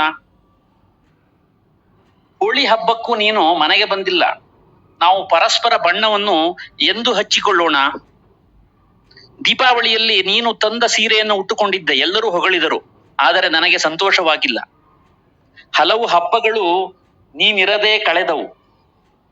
ನೀನು ರಾಜಸ್ಥಾನದ ಬಾರ್ಮೇರದಲ್ಲಿ ಉಷ್ಣ ಪ್ರದೇಶದಲ್ಲಿ ಕೆಲಸ ಮಾಡುತ್ತಿರುವುದರಿಂದ ನಾನು ತಂಪು ಹವೆಯೊಂದಿಗೆ ಮುನಿಸಿಕೊಂಡಿದ್ದೇನೆ. ಹಾಗಾಗಿ ತಂಪು ಹವೆಯು ತಾಗದಿರಲೆಂದು ಕೋಣೆಯ ಕಿಟಕಿಗಳನ್ನು ಮುಚ್ಚಿರುವೆ. ನೋಡಿ, ಆ ಪತ್ನಿಯ ಭಾವನೆ ಏನಿದೆ ಅನ್ನೋದನ್ನ ನಾವು ಅರ್ಥ ಮಾಡ್ಕೊಳ್ಬೇಕು. ನಾನು ನಿನ್ನ ಎರಡನೇ ಪ್ರೀತಿ. ಯಾರು ಒಂದು ವ್ಯಕ್ತಿಯ ಎರಡನೇ ಪ್ರೀತಿ ಆಗ್ಲಿಕ್ಕೆ ಬಯಸೋದಿಲ್ಲ. ಯಾಕೆಂತಂದ್ರೆ ಯಾವುದೇ ಯೋಧನಿಗೆ ಅವನ ಪತ್ನಿ ಎರಡನೇ ಪ್ರೀತಿ. ಯಾಕೆಂತಂದ್ರೆ ಯೋಧನ ಪ್ರಥಮ ಪ್ರೀತಿ ಈ ದೇಶದ ಮಣ್ಣಿನೊಂದಿಗೆ, ಈ ದೇಶದ ಮಣ್ಣಿನೊಂದಿಗೆ ಭಾರತ ದೇಶದ ವೀರ ಯೋಧನ ಪ್ರಥಮ ಪ್ರೀತಿ.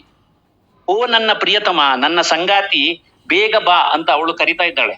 ಓ ನನ್ನ ಪ್ರಿಯತಮ, ನನ್ನ ಸಂಗಾತಿ, ಬೇಗ ಬಾ. ಆದರೆ ಭಾರತ ಮಾತೆಗೆ ನೀನು ಕೊಟ್ಟಿರುವ ಮಾತನ್ನು ಮುರಿಯಬೇಡ. ಭಾರತ ಮಾತೆಗೆ ನೀನು ಕೊಟ್ಟಿರುವ ಮಾತನ್ನು ಮುರಿಯಬೇಡ. ನನ್ನ ಆಣೆ, ನಾನು ವಿರಹಿಯಾಗಿ ಸತ್ತರೂ ಸರಿ, ಯುದ್ಧ ರಂಗವನ್ನು ಬಿಟ್ಟು ಬರಬೇಡ. ನೋಡಿ, ಕೊನೆಯದಾಗಿ ಅವಳು ಹೇಳುವಂತಹ ಮಾತು ಒಂದು ಹೃದಯ ವಿದ್ರಾವಕವಾಗಿದೆ. ಭಾರತ ಮಾತೆಗೆ ಕೊಟ್ಟಿರುವ ಮಾತನ್ನು ಮುರಿಯಬೇಡ. ನನ್ನ ಆಣೆ, ನಾನು ವಿರಹಿಯಾಗಿ ಸತ್ತರೂ ಸರಿ, ಯುದ್ಧ ರಂಗವನ್ನು ಬಿಟ್ಟು ಬರಬೇಡ. ಅಂದ್ರೆ ಆ ಒಂದು ವೀರ ಯೋಧನ ಪತ್ನಿಯ ಭಾವನೆ ಏನಿರಬಹುದು, ಅವನು ಯುದ್ಧ ರಂಗದಲ್ಲಿ ಹೋರಾಡ್ತಾ ಇರಬೇಕಾದ್ರೆ ಅವಳ ಭಾವನೆ ಯಾವ ರೀತಿ ಇರಬಹುದು ಎನ್ನುವುದನ್ನು ನಾವು ಊಹಿಸಬಹುದು. ಹುತಾತ್ಮನಾದಂತ ವೀರ ಯೋಧರ ಪತ್ನಿ ಬೇರೆ, ಅವಳ ಭಾವನೆ ಬೇರೆ. ಯುದ್ಧ ರಂಗದಲ್ಲಿ ಇರಬೇಕಾದ್ರೆ ಅಥವಾ ಅವನು ದೈನಂದಿನ ಕರ್ತವ್ಯ ನಿರ್ವಹಿಸಬೇಕಾದ್ರೂ ಕೂಡ ಅವನ ಪತ್ನಿ ಇರಬಹುದು, ಅವನ ಕುಟುಂಬ ವರ್ಗದವರು ಇರಬಹುದು. ಯಾವ ರೀತಿಯಲ್ಲಿ ಅವರು ತ್ಯಾಗವನ್ನು ಮಾಡಬೇಕಾಗ್ತದೆ ಎನ್ನುವಂತಹದ್ದನ್ನ ನಾವು ಅರ್ಥ ಮಾಡ್ಕೊಳ್ಬೇಕು. ಒಂದು ಯೋಧ ಅವನು ಗಡಿ ಕಾಯ್ತಾ ಇದ್ದಾನೆ ಅಂತಂದ್ರೆ, ಯೋಧ ಅಂತಂದ್ರೆ ಅವನು ಬರೀ ಯುದ್ಧ ಮಾಡುವವನು ಯೋಧ.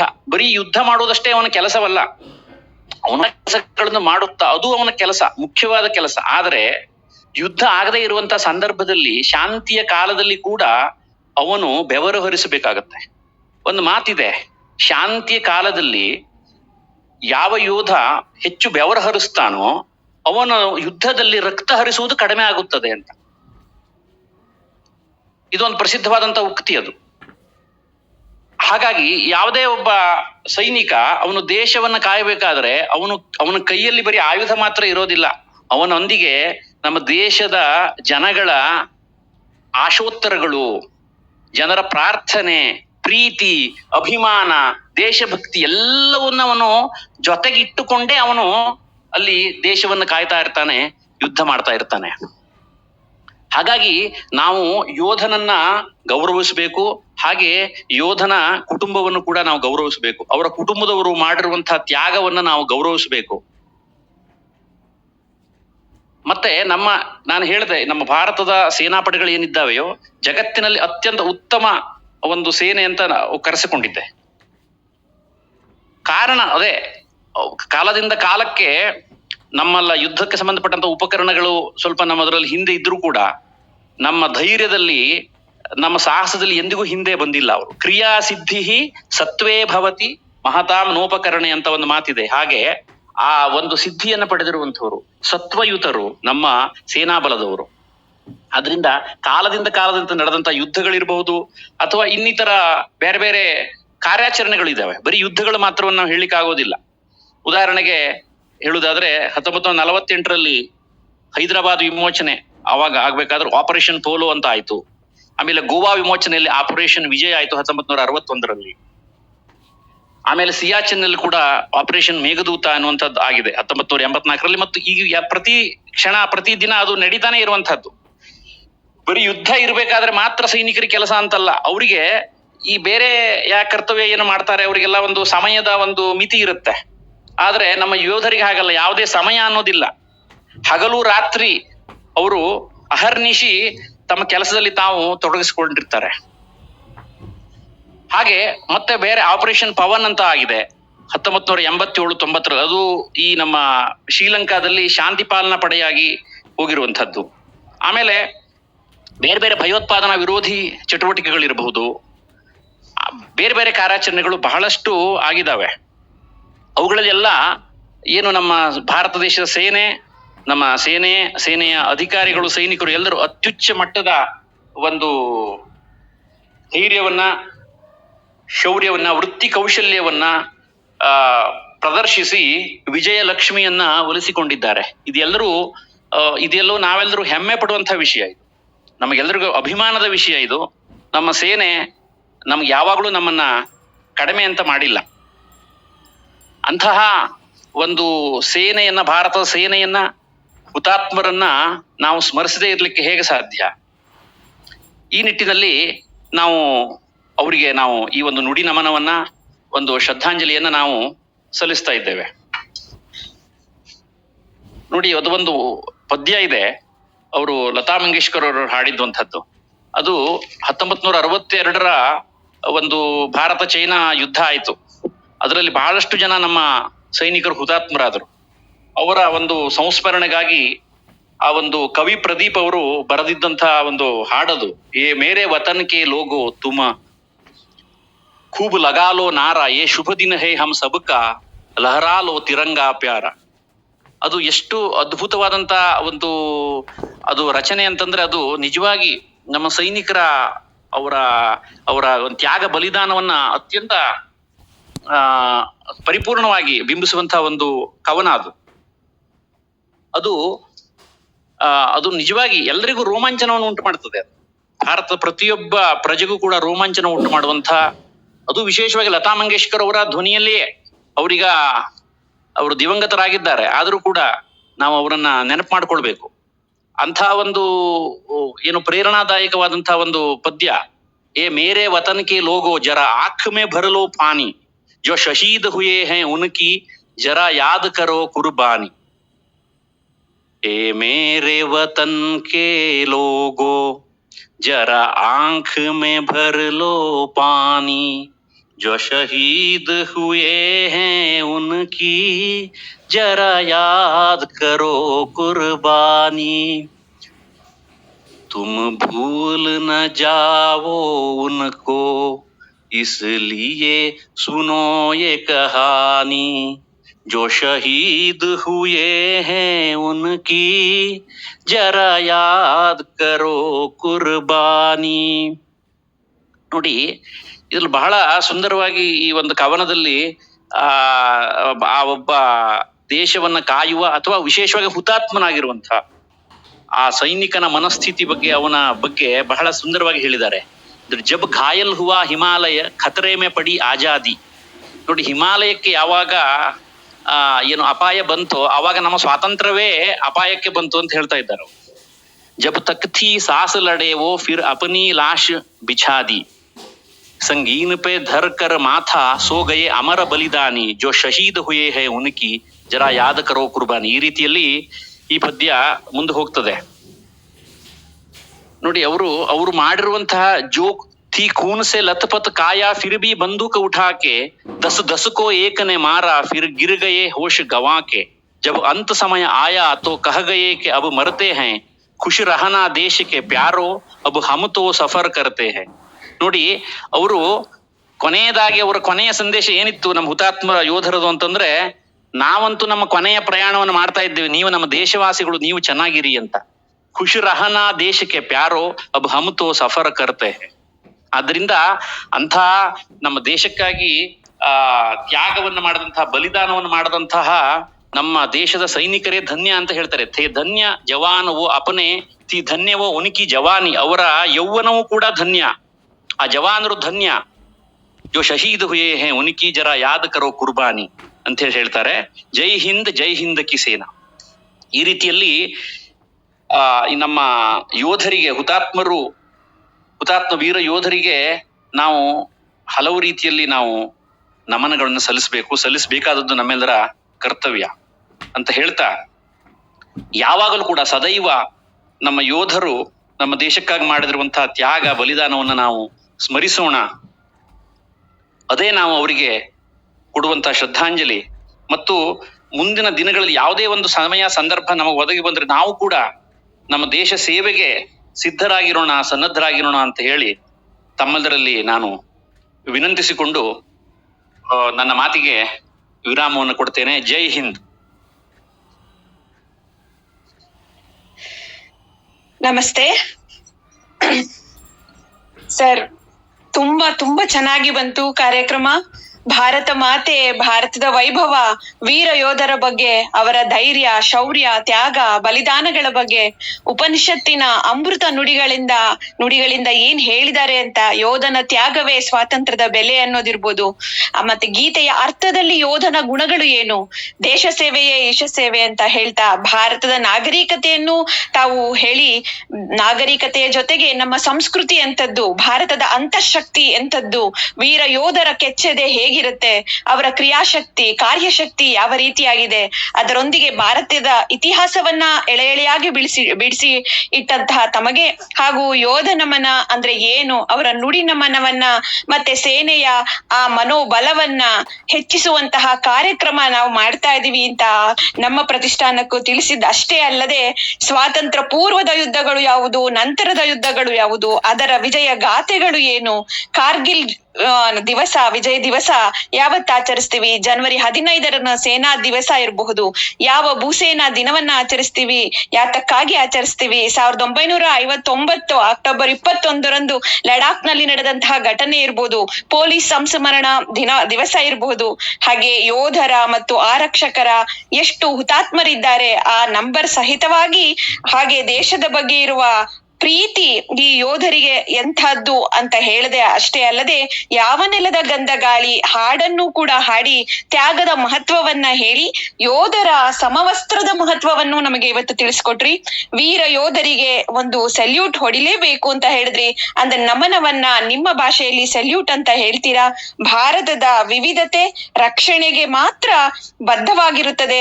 ಎಷ್ಟು ವಿವಿಧತೆ ಇದ್ದರೂ ಕೂಡ ಯುದ್ಧದ ಸಮಯದಲ್ಲಿ ನಾವೆಲ್ಲರೂ ಒಬ್ಬರೇ ಆಗ್ತೀವಿ, ಅದು ಭಾರತೀಯರಾಗ್ತೀವಿ ಅಂತ ತಿಳಿಸ್ಕೊಟ್ರಿ.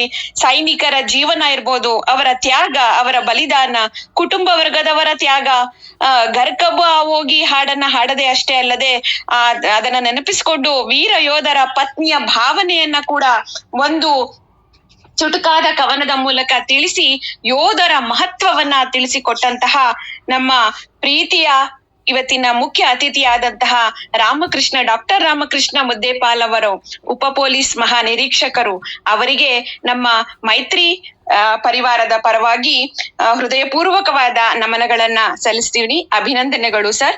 ಹಾಗೆ ನಾವು ನಾಳಿನ ದಿನ ಇನ್ನೊಬ್ಬ ಯೋಧನೊಂದಿಗೆ ಜೊತೆಯಾಗಿರ್ತೀವಿ, ಕ್ಯಾಪ್ಟನ್ ಆನಂದ್ ಅಂತ. ಇದೇ 6 ಗಂಟೆಗೆ ಪ್ರಾರಂಭವಾಗುತ್ತದೆ. ಈಗ ಸಂಧ್ಯಾ ಮಿಶ್ರ ಮಾಧುರ್ಯ ಅಂದ್ರೆ ಸಂಧ್ಯಾ ಮಾಧುರ್ಯದ ಮುಂದುವರಿಸೋಣ ಅಂತ ಹೇಳ್ತಾ ಧನ್ಯವಾದಗಳು ಸರ್ ಮತ್ತೊಮ್ಮೆ.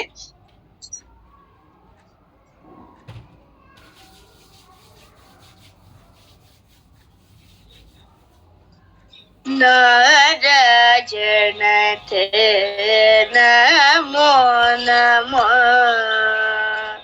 ನಮೋ ನಮೋ ನಾರಾಯಣತೆ